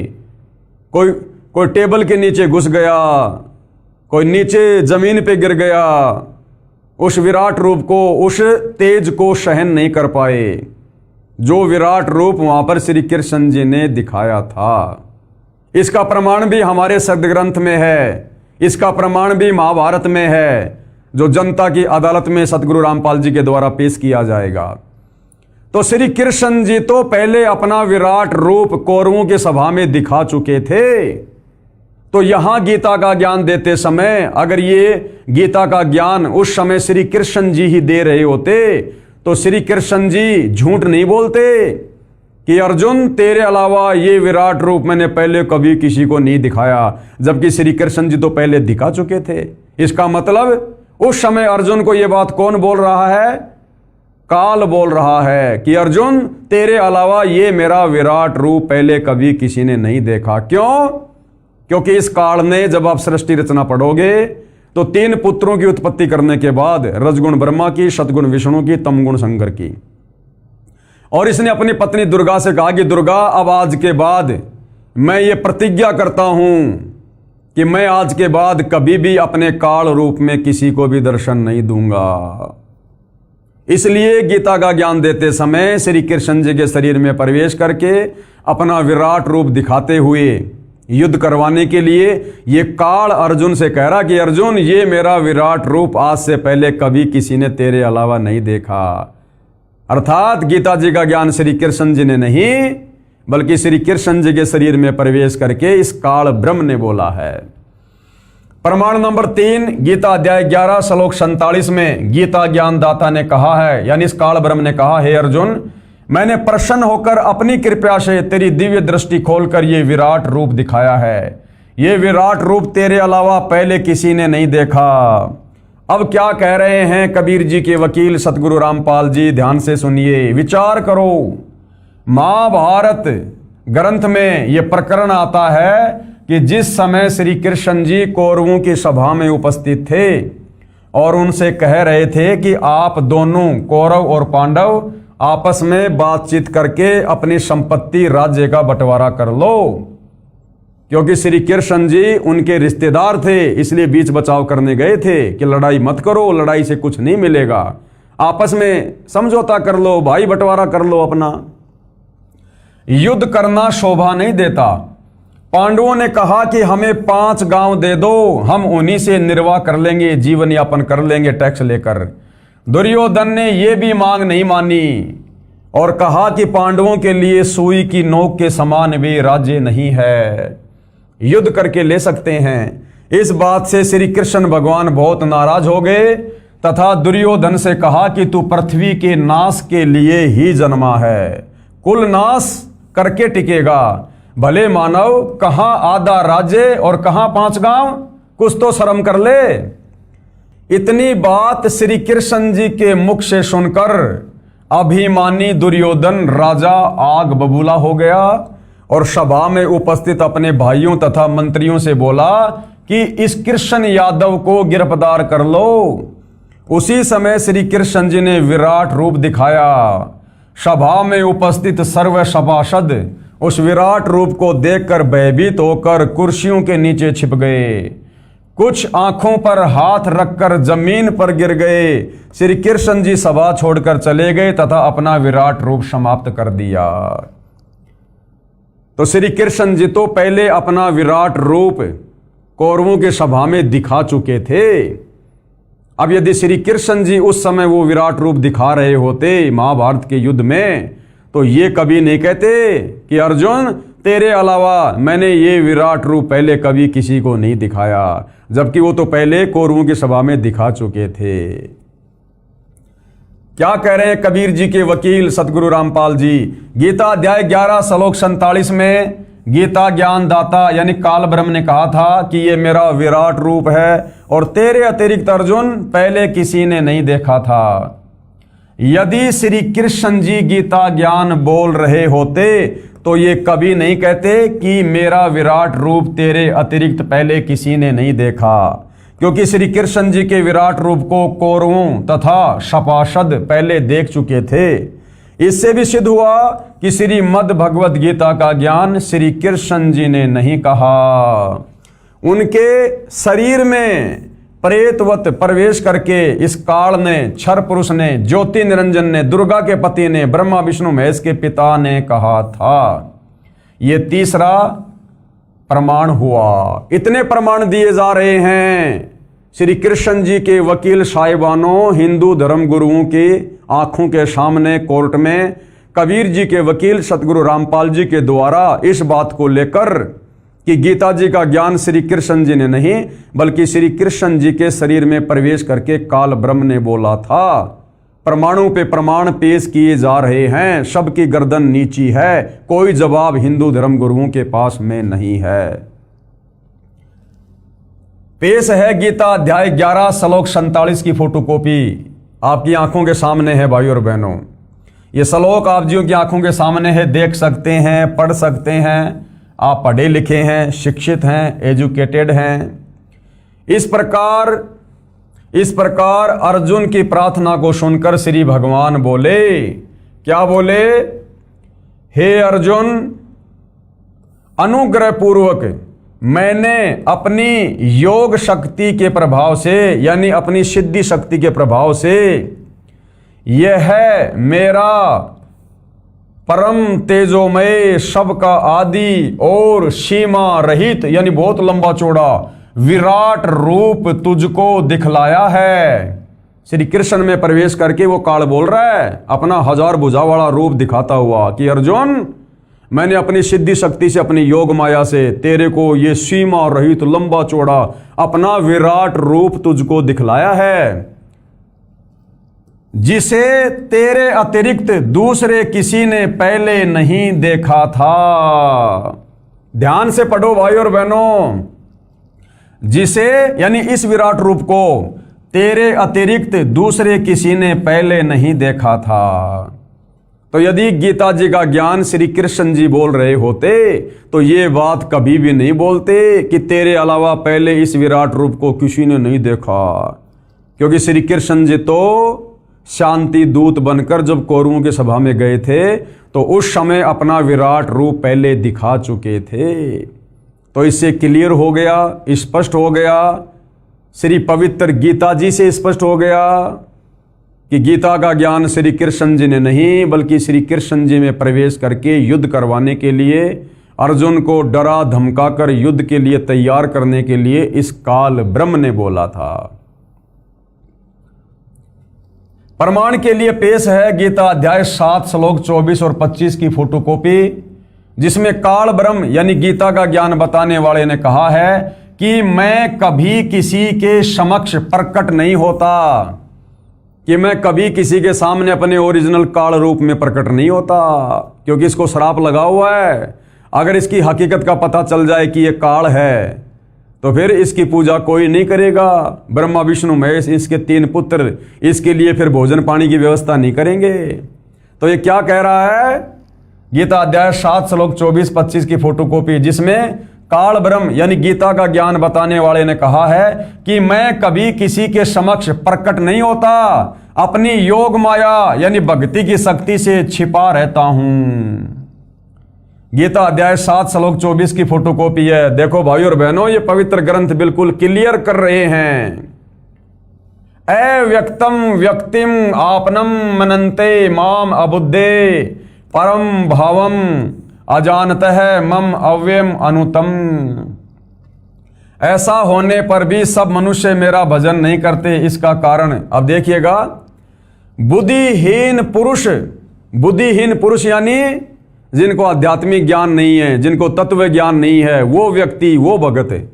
बुद्धिहीन पुरुष मेरे अनुत्तम अविनाशी परम भाव को न जानते हुए, अनुत्तम यानी घटिया। ये क्या कह रहा है कि जो बुद्धिहीन इंसान है ना, जिनको आध्यात्मिक ज्ञान नहीं, वो मेरे इस परम और अविनाशी इस परम भाव को ना जानते हुए, अर्थात मैंने सौगंध खा रखी है कि मैं कभी भी किसी को अपने ओरिजिनल काल रूप में दर्शन नहीं दूंगा। ये बुद्धिहीन समाज मेरी इस घटिया बात को नहीं जानता है। ये मेरा अटल अविनाशी संविधान है, विधान है, मैं कभी किसी को दर्शन नहीं देता। बुद्धिहीन पुरुष यानी समाज मेरे अनुत्तम अविनाशी परम भाव को न जानते हुए मन और इंद्रियों से परे मुझ सच्चिदानंद घन परमात्मा को मनुष्य की भांति जन्म कर व्यक्ति भाव को प्राप्त हुआ मानते हैं। यानी मुझे श्री कृष्ण मान रहे हैं, लेकिन मैं श्री कृष्ण नहीं हूं। मैं इस प्रकार श्री कृष्ण की तरह जन्म लेकर नहीं आता हूं। ये लोग मेरे इस अनुत्तम अविनाशी इस घटिया इस परम भाव से अपरिचित हैं कि मैं काल हूं। मैं श्री कृष्ण की तरह मां के गर्भ से जन्म लेकर नहीं आता। मैं अपनी योग माया से, सिद्धि शक्ति से मैं दूसरों में प्रवेश करके अपना कार्य करता हूं। जैसे महाभारत के युद्ध के समय श्री कृष्ण जी में प्रेत की भांति अपनी योग माया से प्रवेश करके अर्जुन को अपना विराट रूप दिखाकर डराया धमकाया और भयंकर संहार करवा दिया। 18 करोड़ सेना का नाश करवा दिया। ये गीता अध्याय 7 श्लोक नंबर 24। उसके बाद गीता अध्याय 7 श्लोक नंबर 25 की फोटोकॉपी। न अहम प्रकाश है सर्वस्व योग माया समावृत है मूड अयम मैं न अभिजानाति लोक माम अजम अव्यम। आगे फिर क्या कह रहा है? अपनी योग माया से छिपा हुआ मैं सबके प्रत्यक्ष नहीं होता। क्योंकि इसको शराप लगा हुआ है कबीर परमात्मा की तरफ से कि आज के बाद तेरा नाम काल होगा, प्रतिदिन 1 लाख मानव शरीरधारी आत्माओं का भोजन करेगा। इसलिए इसकी मजबूरी है भाई और बहनों, अपने 21वें ब्रह्मांड में ब्रह्मलोक में ये अकेला रहता है, किसी को दर्शन नहीं देता अपने काल रूप में, अपने पुत्र ब्रह्मा विष्णु महेश को भी नहीं देता काल रूप में दर्शन। इसलिए कह रहा है कि अपनी योग माया से छिपा हुआ मैं सबके और प्रत्यक्ष नहीं होता। इसलिए यह अज्ञानी जन समुदाय मुझ जन्म रहित अविनाशी परमेश्वर को नहीं जानता, अर्थात मुझको जन्मने मरने वाला समझता है कि मैं तो अपनी योग माया से भाई छुपा हुआ रहता हूं, किसी को भी अपने काल रूप में दर्शन नहीं देता। लेकिन ये जो अज्ञानी जन समुदाय है, ये मुझ जन्म रहित अविनाशी परमेश्वर को, अविनाशी तो ये डींग मार रहा है अपनी, ये काहे का अविनाशी है, इसका भी जन्म और मृत्यु होती है, परमात्मा जी ने बताया। तो मुझ जन्म रहित अविनाशी परमेश्वर को अगर ये जन्म रहित होता, अविनाशी होता, तो गीता अध्याय 2 श्लोक 12, गीता अध्याय 10 श्लोक 2 और गीता अध्याय 4 श्लोक 5 और 9 में ये खुद स्वीकार कर रहा कि अर्जुन तेरे और मेरे बहुत सारे जन्म हो चुके हैं, आगे भी होंगे, तू नहीं जानता मैं जानता हूं। ये खुद अपनी जन्म और मृत्यु स्वीकार कर रहा है। तो यहां पर ये डींग मार रहा है कि मुझ जन्म रहित अविनाशी परमेश्वर को नहीं जानता, अर्थात मुझको जन्मने मरने वाला समझता है। यानी श्री कृष्ण जी की तरह मुझे भी लोग मां के गर्भ से जन्म लेकर आया हुआ ही समझ रहे हैं।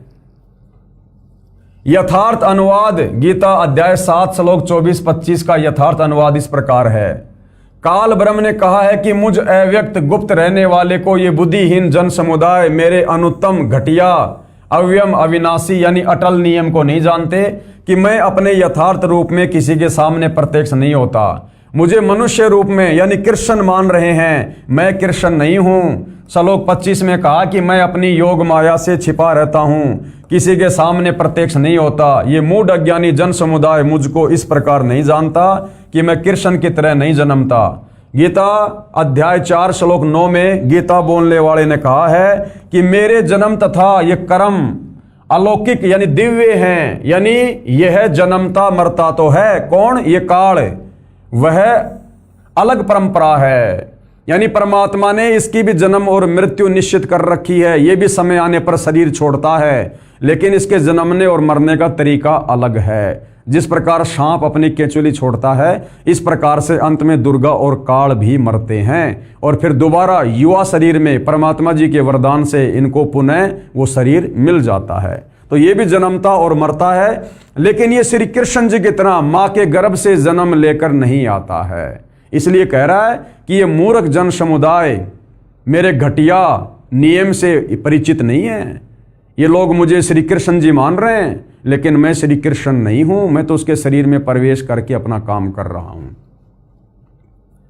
यानी यह जन्मता मरता तो है, वह अलग परंपरा है। उपरोक्त दोनों श्लोकों से सिद्ध हुआ कि काल गुप्त रहकर कार्य करता है, यह किसी के सामने प्रत्यक्ष प्रकट नहीं होता। आगे और देखिएगा प्रमाण नंबर 4। कबीर जी के वकील सतगुरु रामपाल जी जनता की अदालत में प्रमाण पे प्रमाण दे रहे हैं कि गीता जी का ज्ञान श्री कृष्ण जी ने नहीं, बल्कि श्री कृष्ण जी के शरीर में प्रवेश करके काल ब्रह्म ने बोला है। और भाइयों और बहनों, जब तक हम अपने सदग्रंथों में लिखी गूढ़ सच्चाई से परिचित नहीं होंगे, भला हम भक्ति कैसे कर सकते हैं? हम कैसे भक्ति मार्ग में आगे बढ़ सकते हैं? हमारे को कोई भी डगमग कर देगा, हमें आगे का ज्ञान समझ में आएगा नहीं। यदि बच्चा प्रथम कक्षा में एडमिशन लेके ABCD क ख ग नहीं समझेगा, तो बच्चा फिर आगे पुस्तकों को फटाफट कैसे बोलेगा, कैसे वो उनको बाँचेगा, कैसे उनको पढ़ेगा? तो भाइयों और बहनों, ये प्रारंभिक ज्ञान है, ये प्राइमरी ज्ञान है। इस ज्ञान को हमने बहुत ही धैर्यपूर्वक, रुचि लेकर, निष्पक्ष भाव से समझना है। और कुछ भी तो झूठ नहीं बोला जा रहा, एक शब्द की भी हेरा फेरी नहीं है।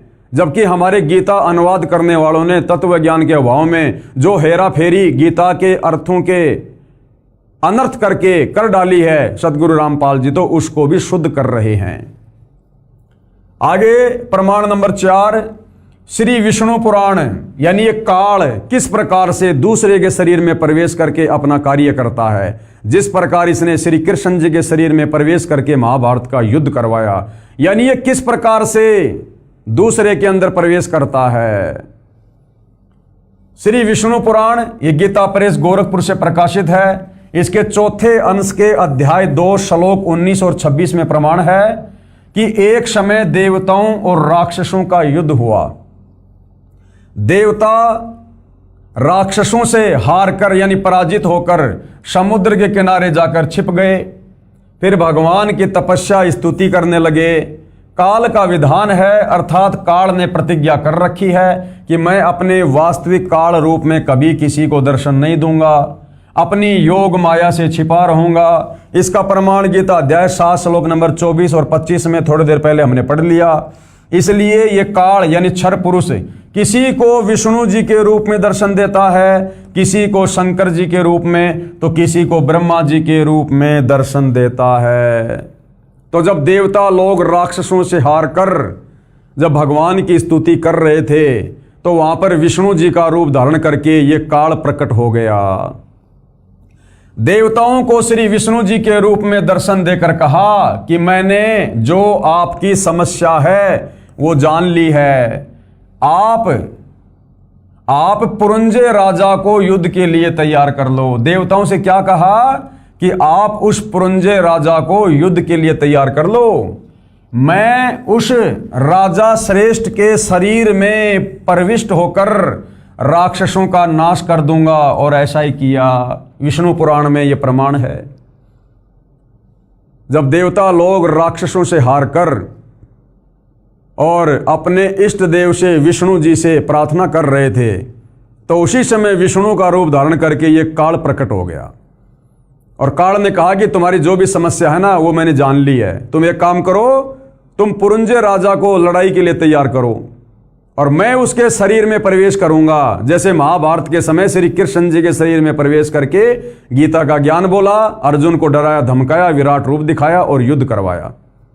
उसी प्रकार मैं उस पुरंजय राजा के शरीर में प्रवेश करूंगा भूत की तरह और राक्षसों को पराजित कर दूंगा।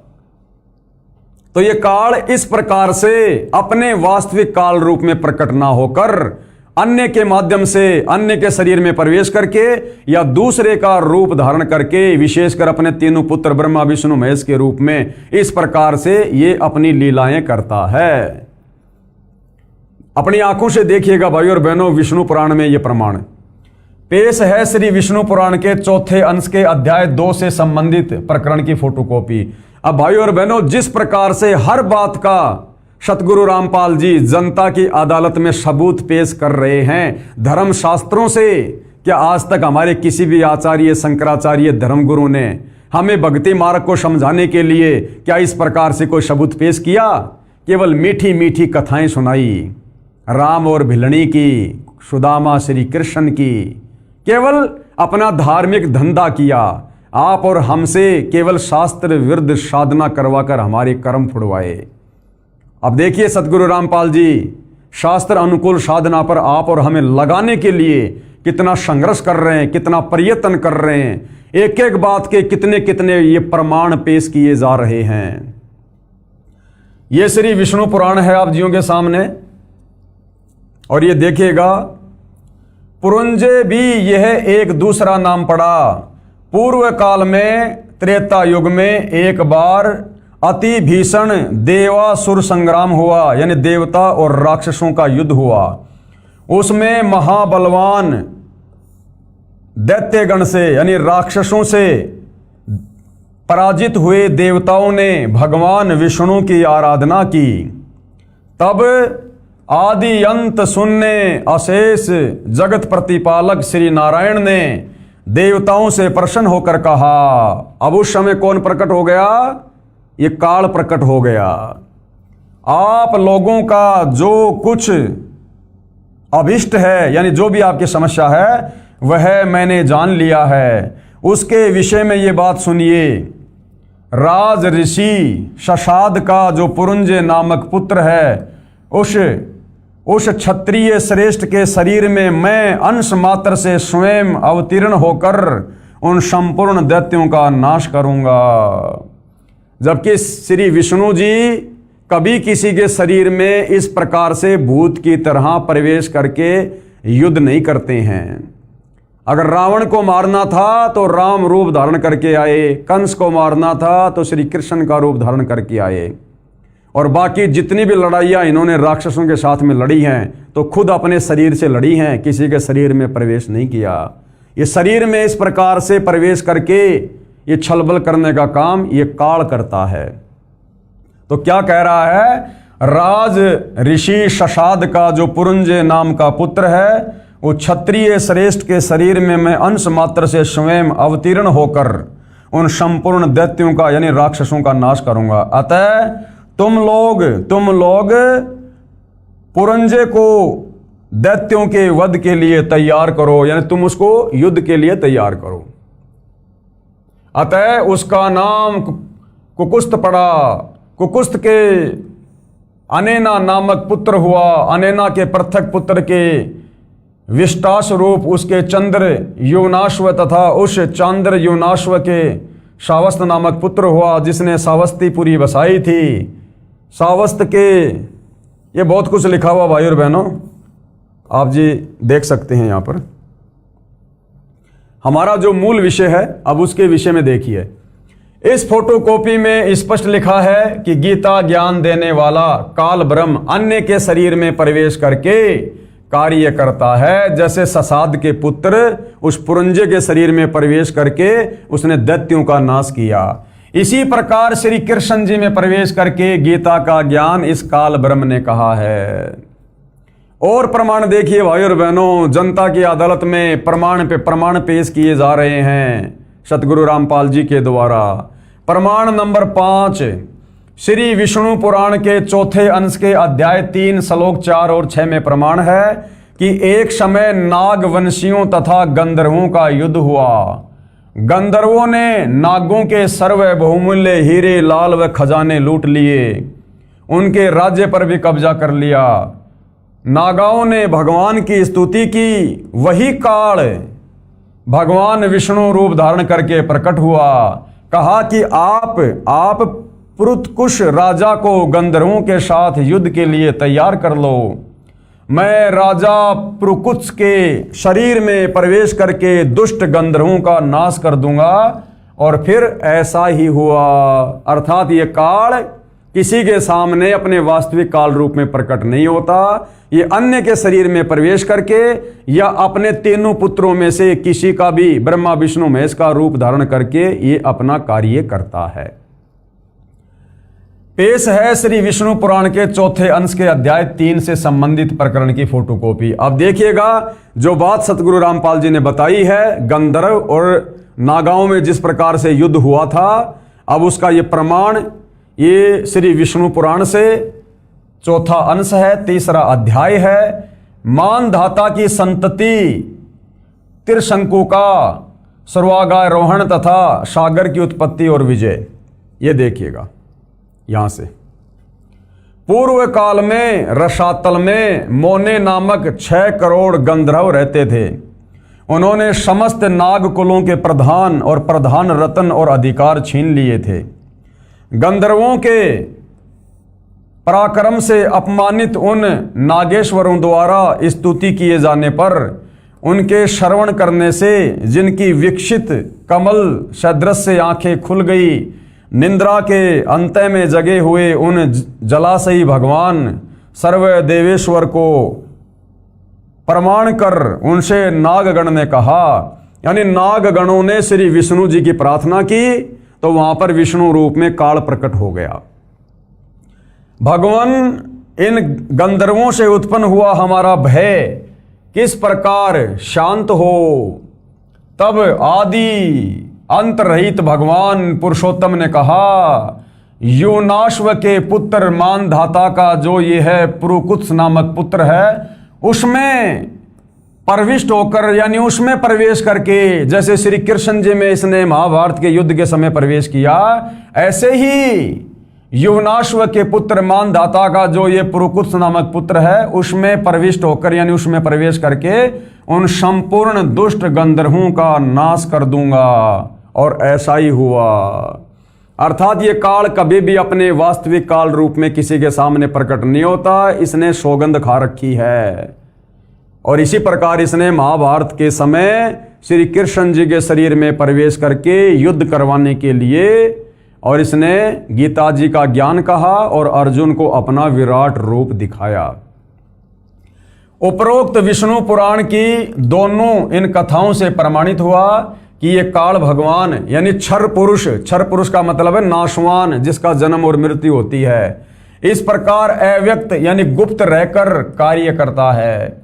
इसी प्रकार इसने श्री कृष्ण जी में प्रवेश करके गीता का ज्ञान कहा। इस बात को और अच्छे से समझाने के लिए, हिंदू श्रद्धालुओं के दिलो दिमाग में दृढ़ता प्रदान करने के लिए कि वास्तव में गीता जी का ज्ञान श्री कृष्ण जी ने नहीं बल्कि श्री कृष्ण जी के शरीर में प्रवेश करके काल ब्रह्म ने बोला था। जनता की अदालत में कबीर जी के वकील सतगुरु रामपाल जी 6 नंबर का एक और प्रमाण पेश करने जा रहे हैं। देखिएगा भाई और बहनों, प्रमाण आप जी की आंखों के सामने है।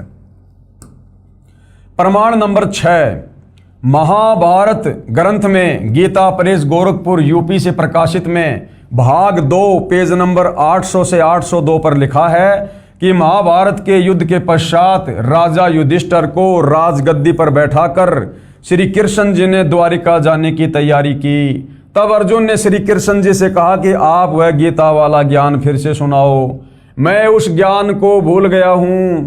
श्री कृष्ण जी ने कहा कि हे अर्जुन, आप बड़े बुद्धिहीन हो, बड़े श्रद्धाहीन हो, आपने उस अनमोल ज्ञान को क्यों भुला दिया?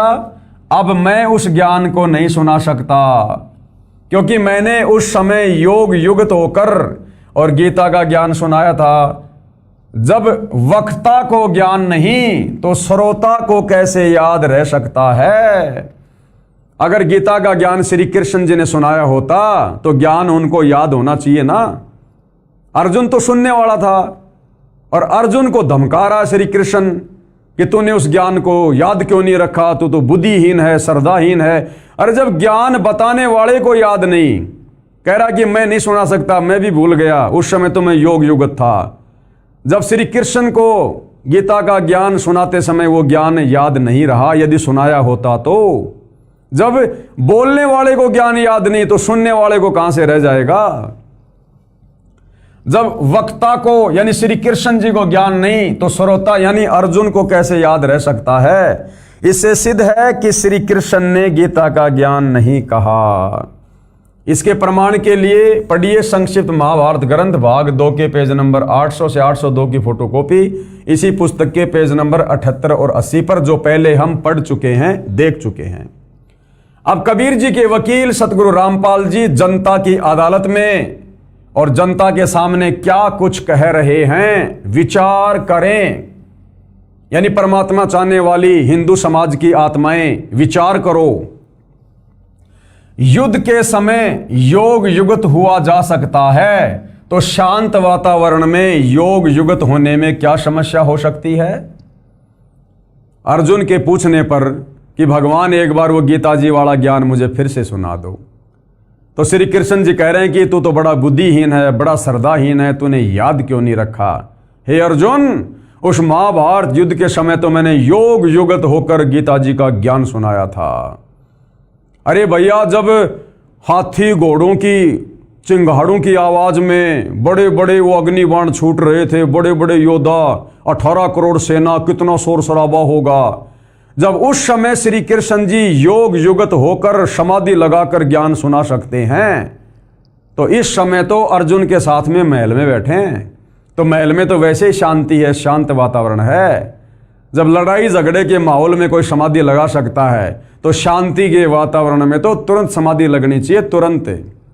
लेकिन उसके बाद भी श्री कृष्ण जी अपने आप को बचा रहे हैं कि अब मुझे भी वो ज्ञान ज्यों का त्यों याद नहीं है। अरे भैया, आपने बोला होता तो याद होता।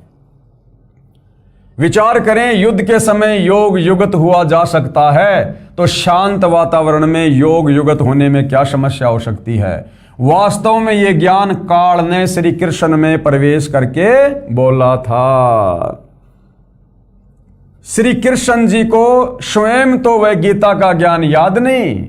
यदि वे वक्ता थे, यदि वो ज्ञान श्री कृष्ण जी ने बोला था, तो वक्ता को तो सर्व ज्ञान याद होना चाहिए। श्रोता को तो प्रथम बार में 40% ज्ञान याद रहता है। इससे सिद्ध है कि गीता का ज्ञान श्री कृष्ण जी में प्रवेश होकर काल यानी क्षर पुरुष ने बोला था। उपरोक्त इन प्रमाणों से स्पष्ट हुआ कि श्रीमद् भगवद गीता का ज्ञान श्री कृष्ण ने नहीं कहा। उनको तो पता ही नहीं कि क्या कहा था। अगर पता होता तो अर्जुन की प्रार्थना पर वो सत्संग, वो ज्ञान जो क्या त्यों सुना देना चाहिए था, बता देना चाहिए था। अर्थात श्री कृष्ण जी के शरीर में प्रवेश करके काल पुरुष, क्षर पुरुष ने बोला था। अब आगे क्या कह रहे हैं? आंखों वाले अंधे, आंखों वाले अंधे। कौन आंखों वाले अंधे? हमारे हिंदू धर्म गुरु आंखों वाले अंधे।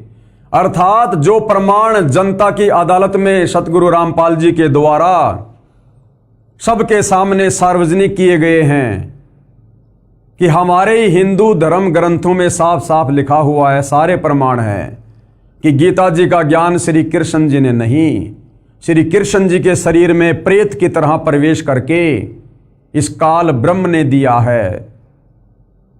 और आंखों वाले अंधे अर्थात ये हमारे धर्म गुरु जो श्री कृष्ण जी की तरफ से उनके परमात्मा होने को लेकर पैरवी कर रहे हैं कि हमने हिंदू धर्म ग्रंथ पढ़े हैं, हम हिंदू धर्म के सर्वश्रेष्ठ धर्म गुरु हैं और हमारे धर्मशास्त्रों में लिखा है कि श्री कृष्ण अर्थात विष्णु परमात्मा हैं, गीता का ज्ञान श्री कृष्ण ने बोला है।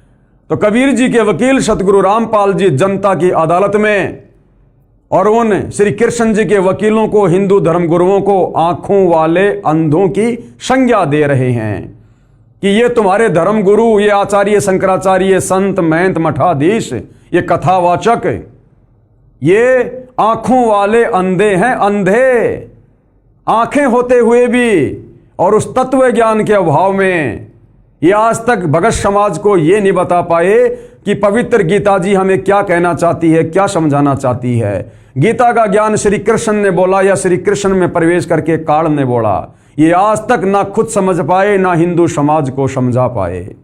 और परमात्मा चाहने वाली आत्माओं को पवित्र गीता जी के विरुद्ध साधना करवा रहे हैं। इसलिए सतगुरु रामपाल जी ने हिंदू धर्म गुरुओं को आंखों वाले अंधों की संज्ञा दी है। और भाइयों और बहनों, जनता की अदालत में अब आगे कबीर जी के वकील सतगुरु रामपाल जी के द्वारा और क्या क्या बातें रखी जाएंगी, हिंदू समाज को अपने शास्त्रों से परिचित करवाने के लिए, भक्ति और भगवान की परिभाषा से परिचित करवाने के लिए श्री कृष्ण जी के वकील साहिबानों, हिंदू धर्मगुरुओं के सामने हिंदू धर्म ग्रंथ दिखाकर और क्या क्या बताया जाएगा, ये हम जनता की अदालत में अगली एपिसोड में देखेंगे, सुनेंगे, समझेंगे। तब तक भाइयों और बहनों, आज के इस वीडियो में केवल इतना ही। ये वीडियो देखने के बाद आप हिंदू समाज से जुड़े भाई बहनों ने आत्मचिंतन और मंथन करने की अति आवश्यकता है। आपकी आंखों के सामने आप ही के धर्म ग्रंथों से प्रमाण पेश किए जा रहे हैं। हाथ कंगन को आरसी क्या, पढ़े लिखे को फारसी क्या। वीडियो समाप्ति के बाद आप जी ने इन पॉइंटों पर जरूर विचार करना चाहिए। इस पवित्र पुस्तक कबीर बड़ा या कृष्ण, आप इसको गूगल से डाउनलोड कर सकते हैं या सतगुरु रामपाल जी की वेबसाइट है www.jagatgururampalji.org, आप यहाँ से भी इस पवित्र पुस्तक को डाउनलोड करके पढ़ सकते हैं। और ये वीडियो जो आपको बता दिया गया है, आपको दिखा दिया गया